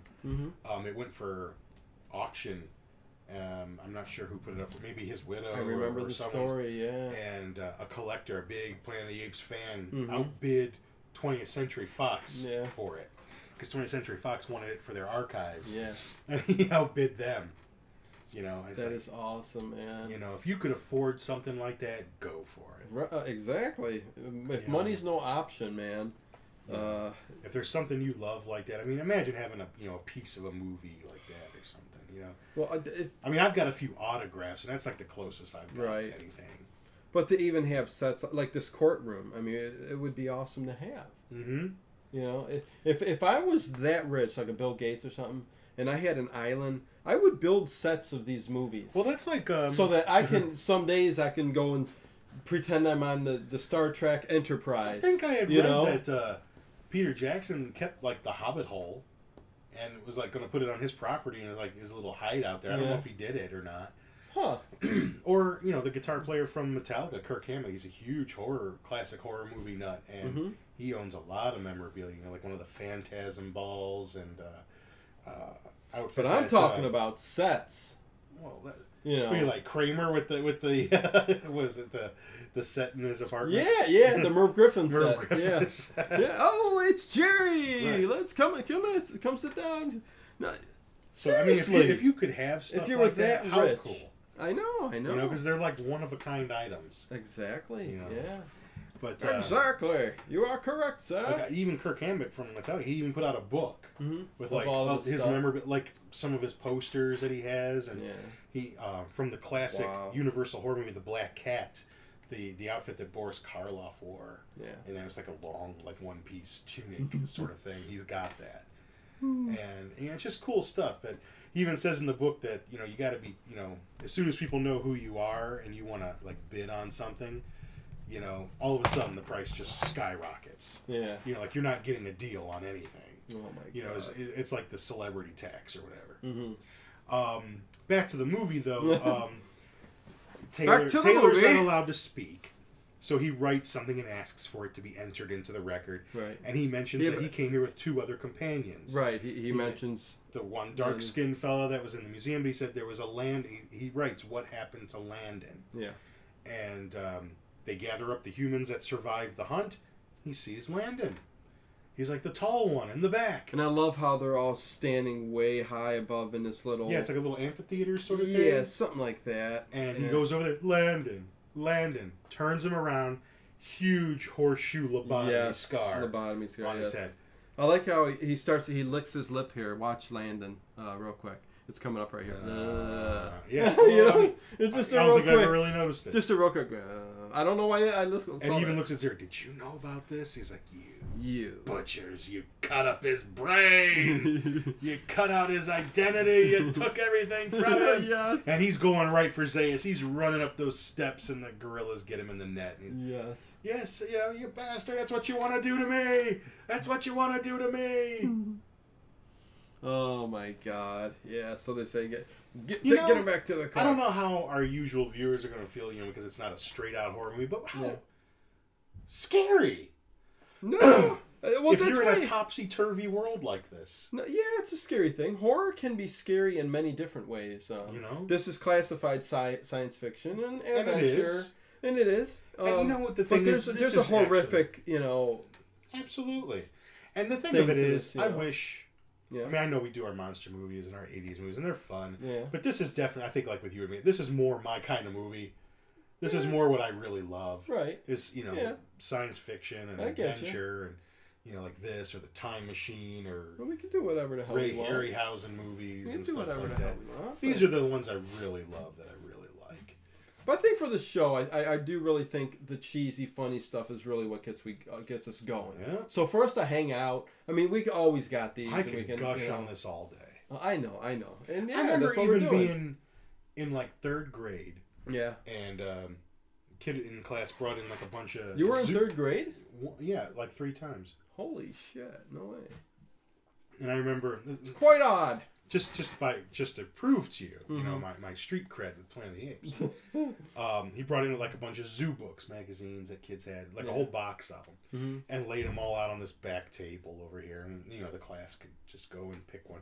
And I was taking all the ones that had the apes on the cover, and someone said, "Why are you taking all the ones with the apes?" And I remember one of my classmates said, "Because of Planet of the Apes." Yeah. I distinctly remember that. It was like oh my God. Because I was even a big nut for him then too. And I would get so upset, like if I missed one. Oh my God. Like if it was Planet of the Apes week or my mom and dad, if we were out or I couldn't watch it. I get because it was on like maybe once a year. God, once a year. With you, man. Now people don't realize you can watch a movie anytime you want now. I know. Imagine you could watch it once a year. I know. Yeah. Can you? Yeah. Oh my God. Yeah. Boy, if it came on TV. Times were. Yeah. You'd have to wait and hope that one day until the invention. Well, the VHS came. So right. And we had a. It was a beta. But we had a here's where they're going to do it right here, the little Zera's going off again, here, and they're all doing monkey here, monkey see, monkey do, or hear no evil, speak no evil, hear no evil, see no evil. What am I doing? It's kind of cool. And they're all sustained, sustain all objections, but face the facts. If he's not telling the truth, then he came from somewhere. And that's what they're trying to say. I've got Gene Wilder on the mind. See no evil. Speak no evil. With Richard Pryor? Wasn't it with Richard Pryor? Yeah. Hear no evil, speak no evil. And, Cornelius is thrown in there, behold this paradox, and really, Cornelius would like to get back out the Forbidden Zone and just prove, he's like, I found all this shit and let me show it to you. And, they're not too keen on doing that, but, they're going to give him this chance here in a little bit.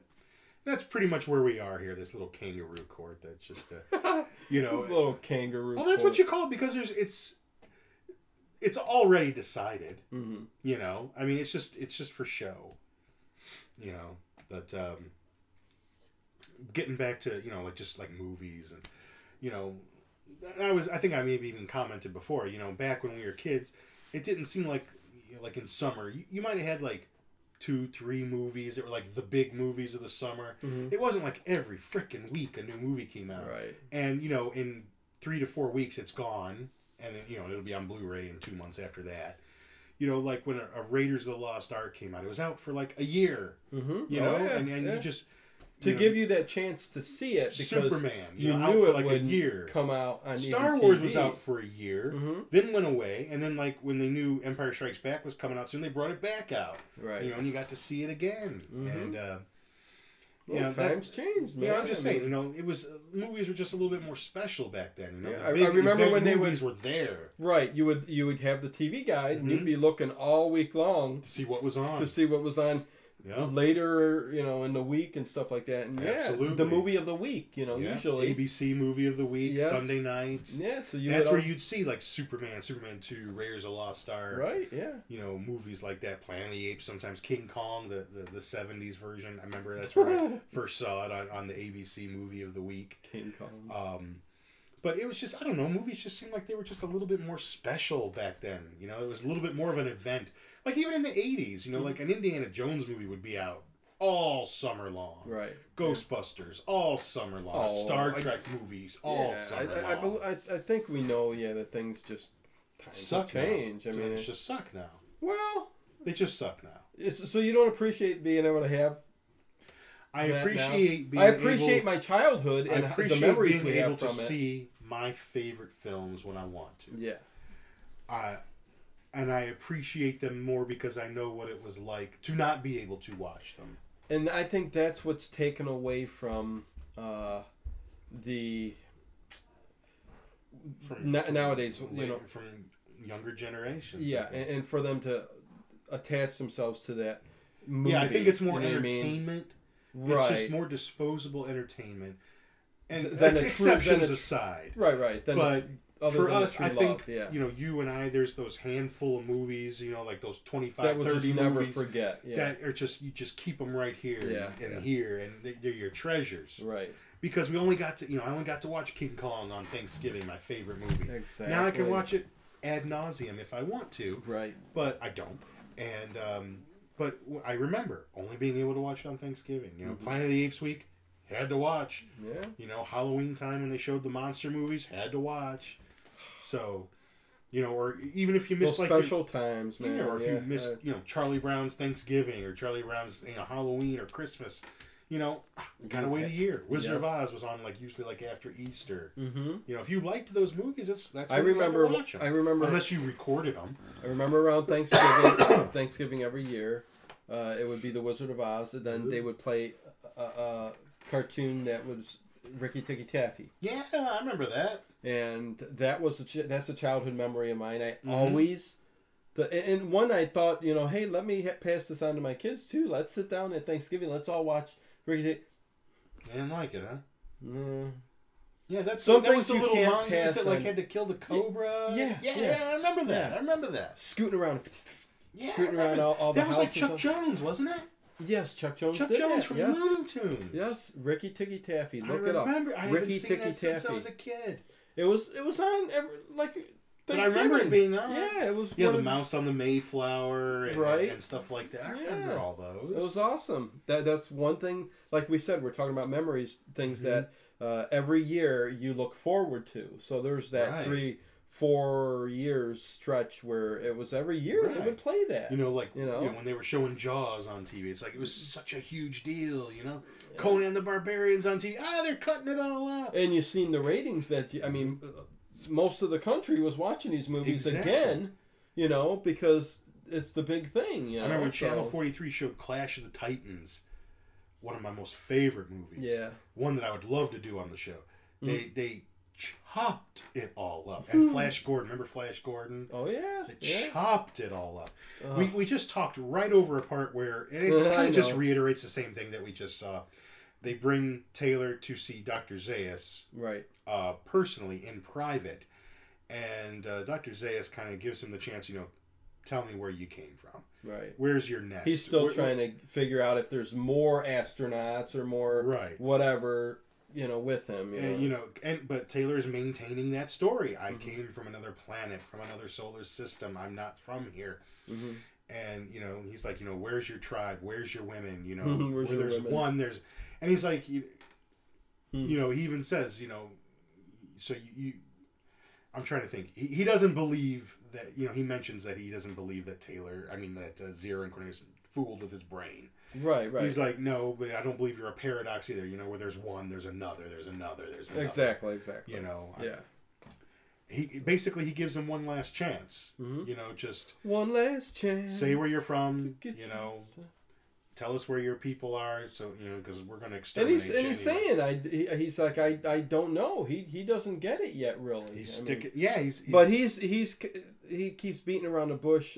Taylor does about knowing that you know something, and you know that man is more powerful than that's going to come out later believe on in you the are, movie, and stuff like for that. sure. And, the cigar in the mouth trips me up every time. Taylor's basically scheduled for extermination. Yeah. He's back in his cage, separated from Nova, and a little what's his name again?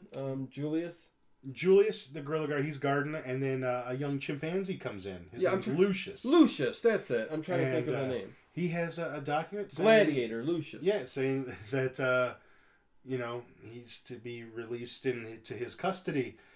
And they're taking him to the Zoological Society. Yeah, that's right. The Zoological Society, they want to study him. Mm-hmm. And, Julius is looking, it's like, nah, this has to be signed, whatever. Mm-hmm. And he tells Taylor, grab him, and they whack him on the head. Yeah, when the girl is looking at it and turns around, pushes him into the cage. Lucius goes like this up to the, he goes, hit him. Yeah. And then so then he ends up doing. And he's like, wait, I want her. Oh yeah, he says no, Dr. Siri doesn't want your female. He says Nova's coming with me, man. He's like, well, I want her. Oh hell yeah! If you're gonna take me out of here, she's coming with me, man. Otherwise, it's a very daring escape. Lucius is Zira's nephew. Yeah, I believe. Yeah, Zira's nephew. Yeah.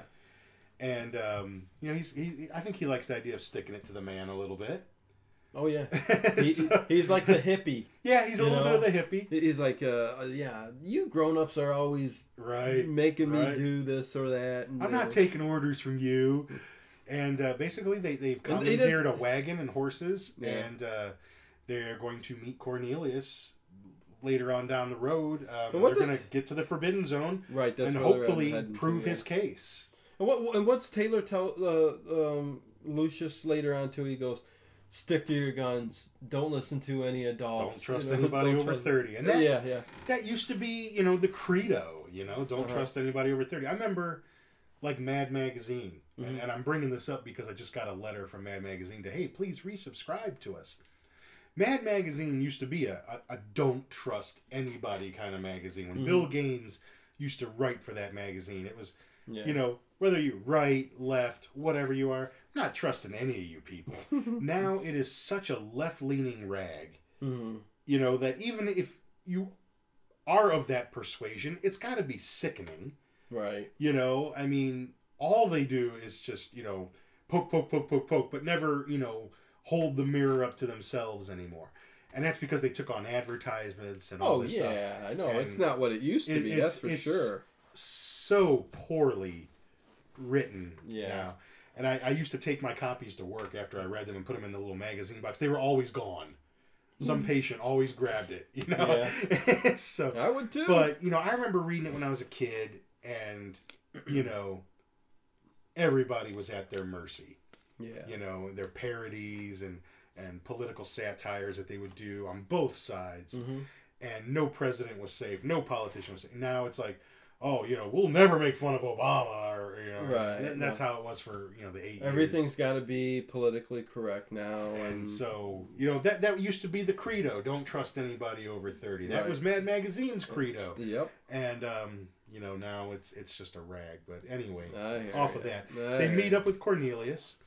And he's like, you got any guns? And he's like, oh, yeah, the best, but we won't need them. I want one. It's like, we won't need them. Well, he even says, I don't plan on getting captured again. Exactly. And you got to understand his point of view. And, he cuts it off. He's like, you're like, you shouldn't have to act like this. We're sticking our necks out for you. He's like, you led me around on a leash. Well, yeah, they're trying to see his side for sure. I like how Nova, he keeps hers on. Yep. Because it looks hot. Yeah. I like it. I'm going to keep that leather collar on you. Oh, anyways, But, Cornelius makes the good point. He's like, we're all fugitives now. It doesn't really matter. Yeah. You might as well go with us. And he says, he hopes that... Other than going to jail, he hopes he can prove himself, Right, if he can by get to the Forbidden Zone and prove his case. And Nova's trying to show him that this is our home, you know what I mean? She knows it's not too far from here. Although I'd like, that's one thing I would have loved to see too. Pets her on the head a little bit. Nova, no. We're going somewhere else. That's right.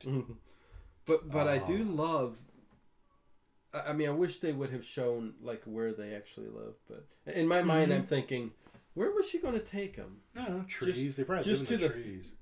You think? I don't know. You know what's also cool, and I don't remember too many specific examples. Yeah. But in the Planet of the Apes magazine, when they would adapt the movies, they just had the screenplay to go on. Right. And there would always be like extra stuff, you know, that wasn't in the movies. Yeah. And that was always cool too, especially in Conquest. There was some extra parts in there. Oh, that's cool, man. Love it. Yeah, you can't get. And there was everything. I mean, we even said, you know, there were novelizations, you know, lots of books, board games. I remember the board game. You know, we said bubble. Oh yeah.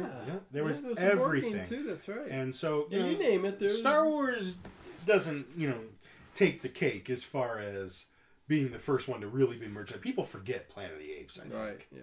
People really forget that movie had a shit ton of merchandise. Yeah.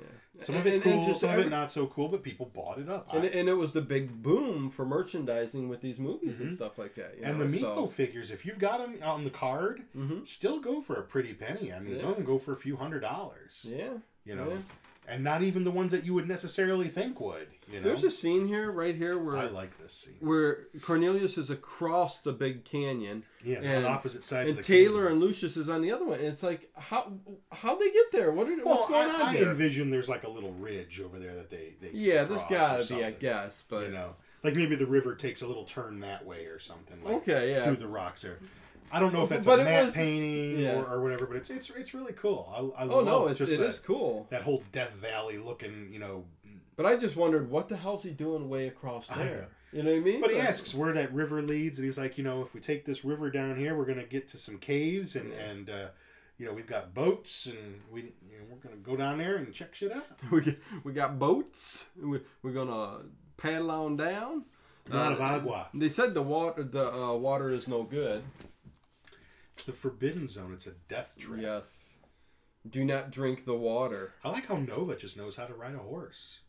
Well, isn't he pulling her along though? I don't know. I'll have to look. Yeah, I believe he's pulling her along. Do. A lot of algae, a lot of greenery. So yeah, you know. Lucius, get out of the water, goddamn! Damn punk kid. look at the horse. Has got some hay there. Yeah, he is leading her along. Yeah. You're right. He said, "Come on, Nova." Oh my god. But yeah. It's so fun to talk about these movies, though. Just to, to do something different, something that I'm actually passionate about and really love. Yes. You know, I was not passionate about Critters 2. I could sit here, but it was fun. It was fun, but I'm not passionate about it. Like, if I never see it again, it'll be too soon. Well, sometimes we're just, just out to have fun. I know. But this is one that, I just find no flaw in it all. No kidding. So they're at the site. They're at the site, and Taylor starts to shave off his hair. Yeah, he's using a knife. He's and rubbing it into the chimps because they're all hairy. And look, he shaves it all off because all the other humans have facial hair. And Nova's looking at him, and Lucius and Cornelius come around because they don't know what the hell he's doing. Yeah, what the hell? They're like, why did you do that? Scrape off your hair. He says like, when where I come from, only kids like you had beards. I don't go in for fads. I don't go in for fads. That's so funny. And Cornelius, he says, somehow it makes you look less intelligent. Isn't that funny? It's almost the opposite thing, Yeah, and he's like, when can I see these caves of yours? He's like, right now. Nova's looking so good, man. She was, she ended up being January? married to Robert Zanuck. Oh, Robert Zanuck, yeah. Zanuck. It's Zanuck. And he's that medication, right? Yeah. Now I don't know if she was the first choice to play Nova. I heard that some of the other popular actresses were approached first, but you know who was approached to play Zira was Ingrid Bergman. Yeah, but turned it down because it wasn't she's under hoity-toity enough, you know, and who wants to be she always regretted it, like did she? Yeah, she said, yeah. Oh, absolutely. Yeah. I mean, I think she's on record saying it was one of the biggest mistakes of her life not taking that role. Huh. Oh, but right when they're about to go in the caves, who's going to show up? Dr. Zaius. Dr. Zaius. Dr. Zaius. And he's a horde of gorillas. Yes.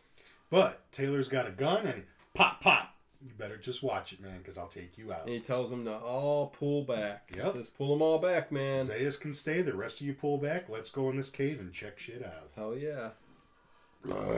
Cha-ching. And what you eat today? I don't know, but last night, Yeah. I went out with my father-in-law and his brother. Yeah. So is that still rotting away in there? I was hardly hungry at all today. Go ahead. But let me tell you, they had something different that they didn't have last time. That's what I'm burping up. Texas de Brazil. It's like, you know, if you love meat, it's where you go when you die. And they had bacon-wrapped jalapenos that were stuffed with cream cheese. Holy cripe. Dude, some of the best tasting thing I ever had in my life. I only ate a couple of them because, you know, I love peppers, but Where's they don't that love again? me. There's one in Beechwood. There's one at Crocker Park. Okay. Yeah, it's a place where they tell them what exactly these what gauchos you come along with, you know, big skewers of different types of meat. You've got this little card, green on one side, red on the other. Green is go, red is you're tapping out. And they just slice you off a piece, and, you know, there you go. All the meat. Bacon wrapped filet. Just meat. Lamb chops. Brazilian sausages. So Ted's got a week's worth of steak. Meat just in his stomach. And it's as much as you can. And they have probably the best salad bar I've ever had. Wow. And I did have a salad. I started off with a salad. But, yeah, I mean, chicken, I don't fool with the chicken too much. Yeah, you want the meat, the beef. You know, prime rib. Prime rib was the first thing I had. I mean, just... the flank steak is excellent. So. Oh, man. So that was good then, huh? Yeah, it's not super cheap. It's not super expensive, but it's not super cheap. Oh, I bet. But, I mean, you can eat as much as you want. I mean, you tank up. So... So back to the flick. Dr. Zayas even makes a comment that, you know, I see you brought your woman with you. I didn't know man was capable of monogamy. Yeah. And he's just like, on this planet, it's easy. Oh, my God. But it convinces Dr. Zayas to come into the cave and look at the evidence. They leave Lucius to stand guard. Yes. The punk kid. Yes. Well, Taylor tells him, you stand guard. You're not coming in. He goes, you know, something about adults. And all that. Oh, I'm belching now too.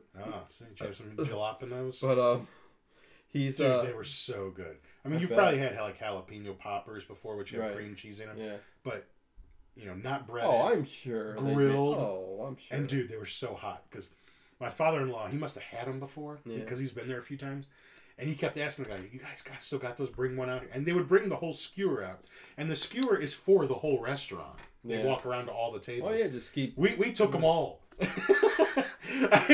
Because there's 4 of us at the table. Wow. My wife's cousin, my father-in-law's brother, and you know, my father-in-law. You know, all of us can eat. Just, oh my Lord. They were so. I'm still dreaming about them. Still dreaming about them. I couldn't handle probably a quarter of what you guys did. It was good. It was good. I don't know. You know, they bring garlic mashed potatoes out. They bring fried bananas out to the table. Jesus Christ. You know, little breads that are so sweet and gummy. And ooh. Oh, yeah. They have sushi if you want sushi, which I know you probably wouldn't, but they have it. Man, it sounds like good. I said, great salad.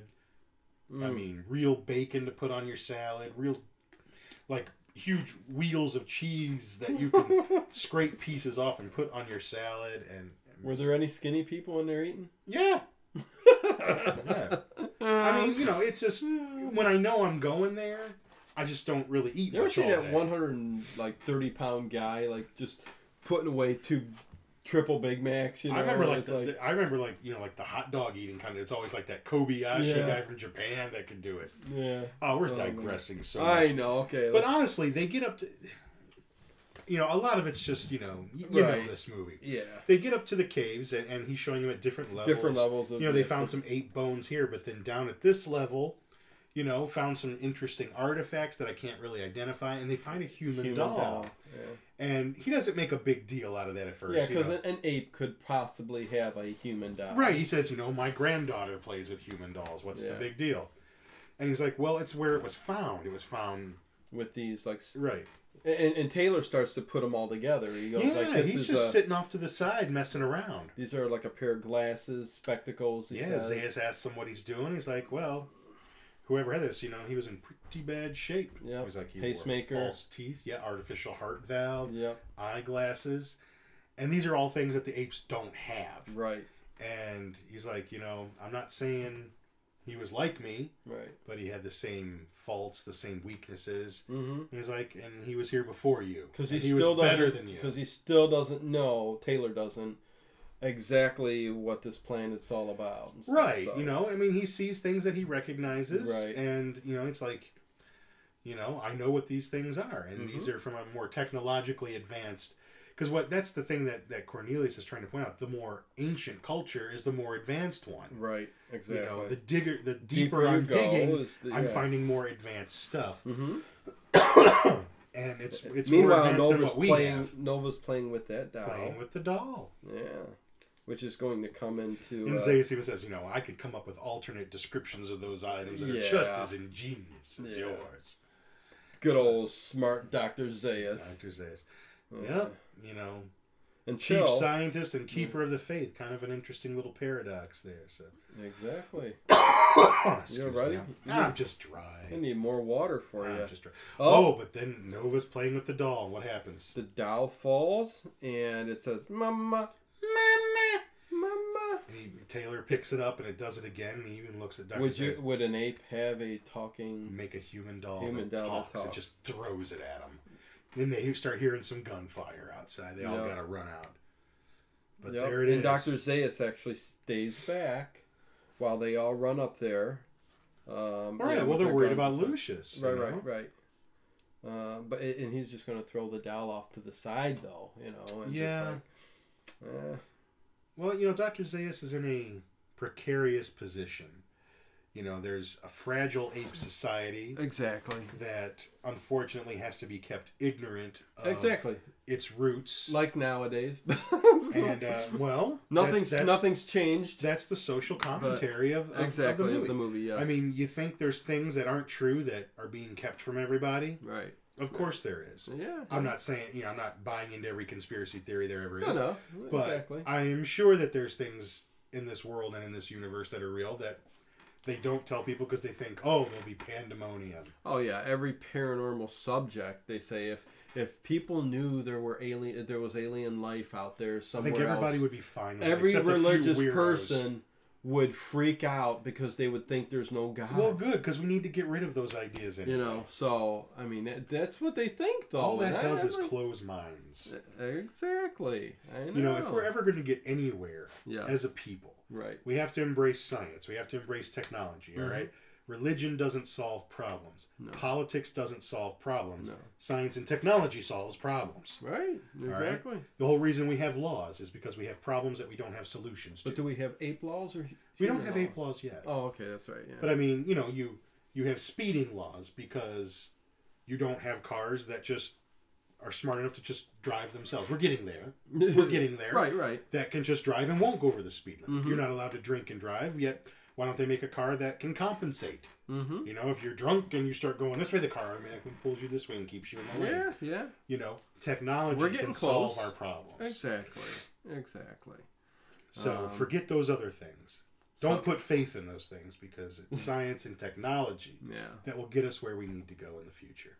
Amen. And I fear that we're just not going down that road. I hear you. I fear we're going down this road. All right. Yeah, so Lucius was kind of being attacked by the gorillas. He tried to, they snuck up behind him while he was feeding the horses, and Taylor kind of takes charge there, and he shoos them off. Basically, he holds Dr. Zayas hostage, right, to keep the gorillas away. Right, and he's going to basically tie him up to a rock, and he's going to take off. And he ties him up to the rock, but he's saying, he knows. It's like, you've hated me since the moment you met me. Mm-hmm. Why? And he's like, he knows exactly, because now they realize, now they've seen the truth, that there was a human civilization on the, that was more advanced than ape civilization here. And it's like, you knew about it. And poor the apes didn't, but he's like, he knew about it. Ask him. He knew about it all along. Poor Zara and Cornelius, though, are thinking that they can go back and plead their case, though, and they're not going to. No. they're going to be charged with heresy, is what we'll find out towards the end of the movie. But yeah, I love when he's tying him to the stump, and Cornelius and Zero are begging him to stop. Yeah. Oh no. He's like, don't do that to him. He's like, and he's why? He's like, because it's humiliating. And this is where he says it. I think I said it before. Right. He's like, yeah. you led me around on a leash. Yeah. You're like, well, that's different. We thought you were inferior. And I was just like, yeah, well, now you know better. Oh my God, so awesome. Love it. But he says, what Dr. Zayas is saying, what I know of man, is I've known, it's in the most ancient writings, and but he's like, I didn't see anything in those caves that alters my opinion of you, of your kind. Yeah. And he's going to ask Cornelius to take out one of the scrolls, and I'm sure you'll put the big long speech up there. That Cornelius reads. Yeah, beware the beast man. But yeah, you remember when I had that as my answering machine message? Yes. I used to do that. I used to take clips from movies and make those my answering machine messages. Yes, very long. And, that was the longest one. Beware the beast man, for he is the devil's pawn. Yea, he will murder his brother to possess his brother's land. And the whole thing until the end. And I remember, like, my mom was the first person to call when that was on her. She's like, I hate it. Change it. And I had make me wait there for you to. I had Conan, what is best in life, to crush your enemy. Everybody had that. Best in life. I can't remember. I even had Vincent Price from the beginning of House on Haunted Hill. Yes. I'm going to invite you to a party. There might be a few murders. Something like that. And I would get these calls. Oh my God. I mean, I got a few wrong numbers. I got that from my dad. My dad used to do that. He did a great one of Peter Sellers as Inspector Clouseau. Oh my gosh. This is Inspector Clouseau on the phone. And he had something like a hammer that, like a toy hammer, when you cracked it, it sounded like broken glass. And at the end of it, I just remember he did, no, Gato, do not. Pleased to be leaving your name and number. At the beep. And he did such a great job on that. That was funny. So, I mean, that's what inspired me to do mine. Too bad he didn't keep those things. Well, we don't have answering machines anymore. So, cassettes. Back in the day. Yeah, save the cassettes. I had my little answering machine with my little, I had to record my message. Yeah. But yeah, Planet of the Apes, that was the classic one I had on there. And also, work never called me to come in extra or anything like that. I know the lady in the staff immediately hang up. She's like, when it was the Planet of the Apes one, she's like, I thought I called like a religious thing, by mistake. Beware the beast man. Oh my God. Yeah, remember those? Yeah. I remember when I was a little kid going underneath the bed to call like a 1-800 Jesus phone number, and when you call it, it would be like dial a prayer. Something like that. I'm surprised they don't have drive-through ones, where you could drive through church, where you could say a couple of confessions. But being a kid, you're like, you see a number and you're like going, oh my God, this, and it's like they're telling a story on there basically. It's like going to church. I remember the Santa Claus ones at Christmas time. You could call Santa Claus and hear some story, whatever. Oh. But yes, here's Cornelius reads this long scroll about the beast man, how he will kill his brother to possess his brother's land, and and Dr. Zay says, I didn't see anything in there to change my perception of your kind. Yeah.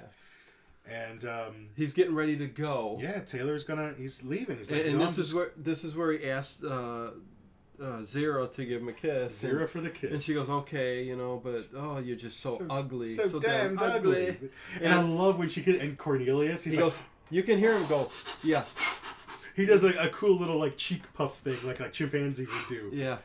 I do love that. Oh, that's good. And even Nova's just looking. Yeah, he gets Nova on the horse, and they're like, well, Taylor, where are you going to go? He's like, well, I'll follow the shoreline and then my nose. Yep. And Zayas goes, well, he says, Taylor's telling him, it's like, there's got to be an answer somewhere on this planet, and I'm going to find it. He says, you're not going, and Zayas says, you're not going to like what you find. Be careful what you look for. You might not like what you find. And off they go. Yeah. And even Cornelius and Sarah say, because he even says, you guys are fugitives, come with me. Mm-hmm. And it's like, no, his culture is our culture, Right. Yeah, there was no way they were going to come with him. So... Taylor's going to leave. Which I'm surprised. I mean, you thought maybe they might, Yeah. It would have been interesting to see them go off with him. Yeah. But But they think, even Cornelius says, no, I mean, you've helped us prove, our argument, and when they untie Zaius, he immediately tells the guerrillas, blow it up. Yeah. Blow it up, and the two of you will stand trial for heresy. Take them away. And I mean, that's what we're left with. Right. They're taken away. Yeah. And because again, Lucius even says to him, why are you hiding the truth? Why does truth have to stand still? What about the future? Mm-hmm. And Zaius says, I may have just saved it for you.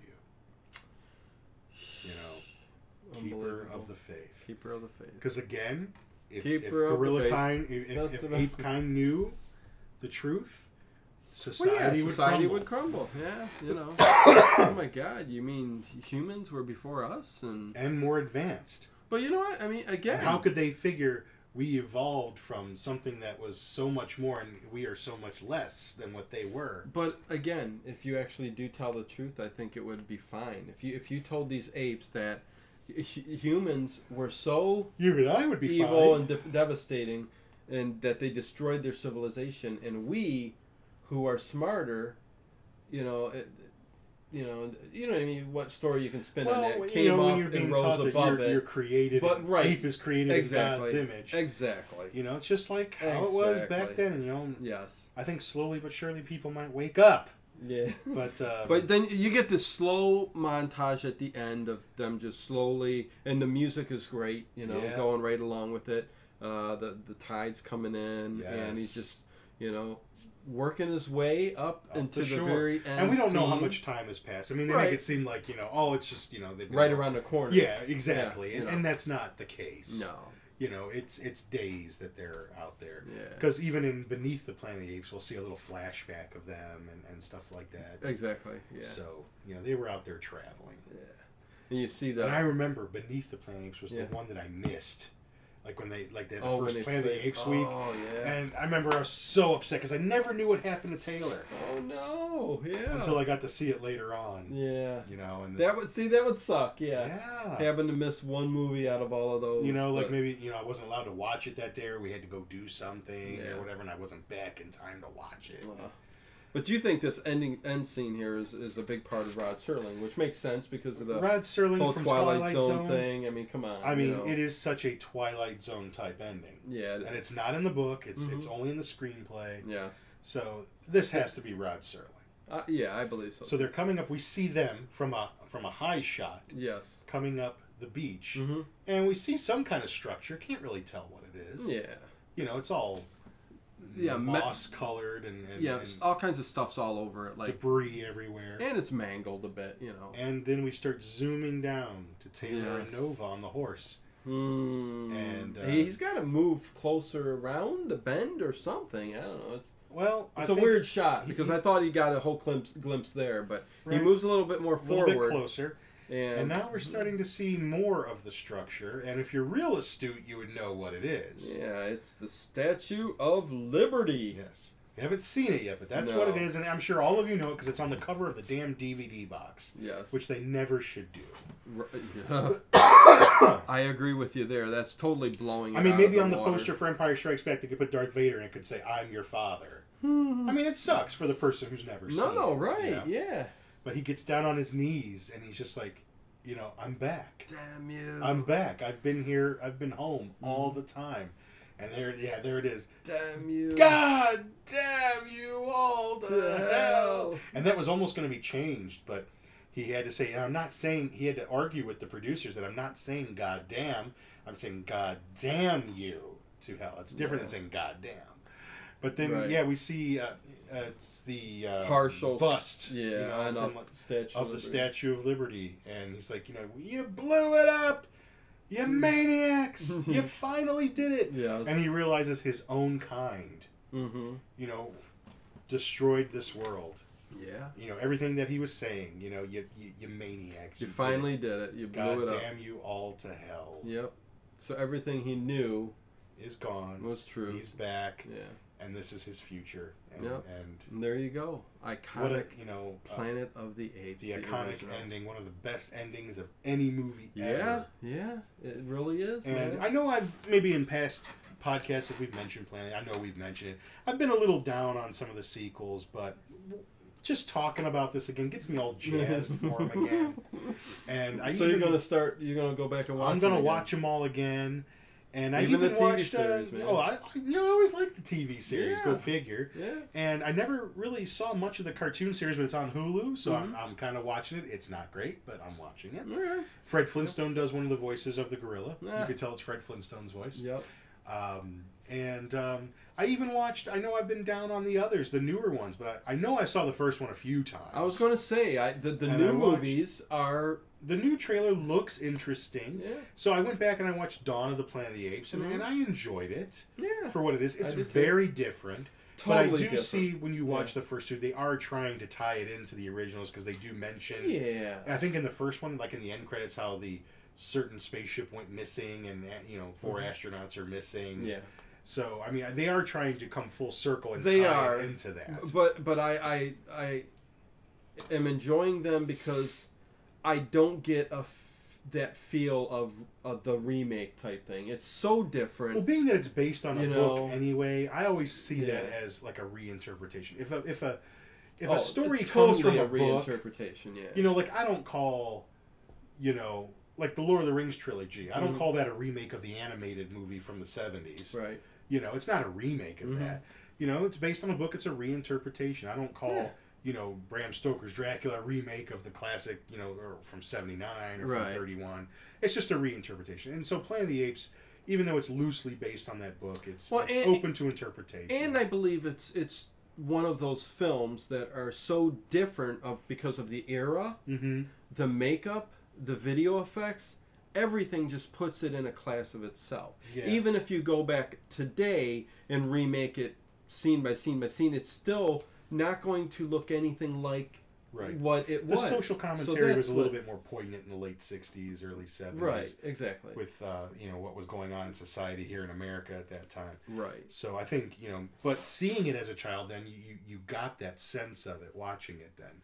Even though, you know the history of it. Yeah, I pulled out of it as a child, just loving and hoping for apes to speak one day. I mean, I really did. I'm like, that would be so cool. But and then to watch the series progress, where the Cornelius and Zira end up coming to 1970s Earth, Beneath, and then seeing them have their child, and it's their child. Mm-hmm. It creates an alternate timeline, and instead of it being, their history is that there was a gorilla named Aldo, an ape named Aldo, who said no, and that's how it all got started. It's going to be their child that will lead the revolution. Which comes to one of the other great movies, Conquest of the Planet of the Apes. Which is so different from all the others. So different, and Ricardo Montalban is like the keeper of Star Trek. Has raised Caesar, Zero and Cornelius's child. Tried to keep him safe. Yeah, and he creates this uprising, and his character in this is so powerful. Yes, Caesar, and I love when they open up the book and he's just picks his name, and he's looking and he's just looking at him, going, and even now that we've got the uncut version, yes, because so much of it was butchered, and a lot of the violence was taken out. And that whole speech at the end was added. Yeah. And now when you watch, like when the 40th anniversary Blu-ray set came out, and you can see, the original longer version now, it's so much better. Oh, I love Battle for the Planet of the Apes, I think, is a step back a little bit. It seems like more like a made-for-TV movie to me. It does. Yeah, it does. It was the cheapest made movie. And it was more like a made-for-TV movie. But it tried to bring it kind of, to a close, but also to bring it full circle as well. We're heading back to that sort of society, but this time we're going hand in hand. Exactly, ape together, and humankind together. And I still enjoyed that. That was, I mean, there's nothing I don't enjoy Planet of the Apes wise. I love it all. So I'm actually, I'm not going to be so down on the sequels because they do have a special place, and I do remember loving them so much. Nothing tops the first one, but Conquest comes close. Oh yeah, without a doubt. Yeah. And now that I've watched the newer ones again, I don't hate them. I still think CGI sucks. Although the main apes look really good. They do. You could tell that's where they put the money, but like when they're in the second one when they're chasing those caribou or whatever at the beginning, those all look like ass. Oh, I know. And, I know. That's why I hate CGI so bad. You know. But yeah, they're.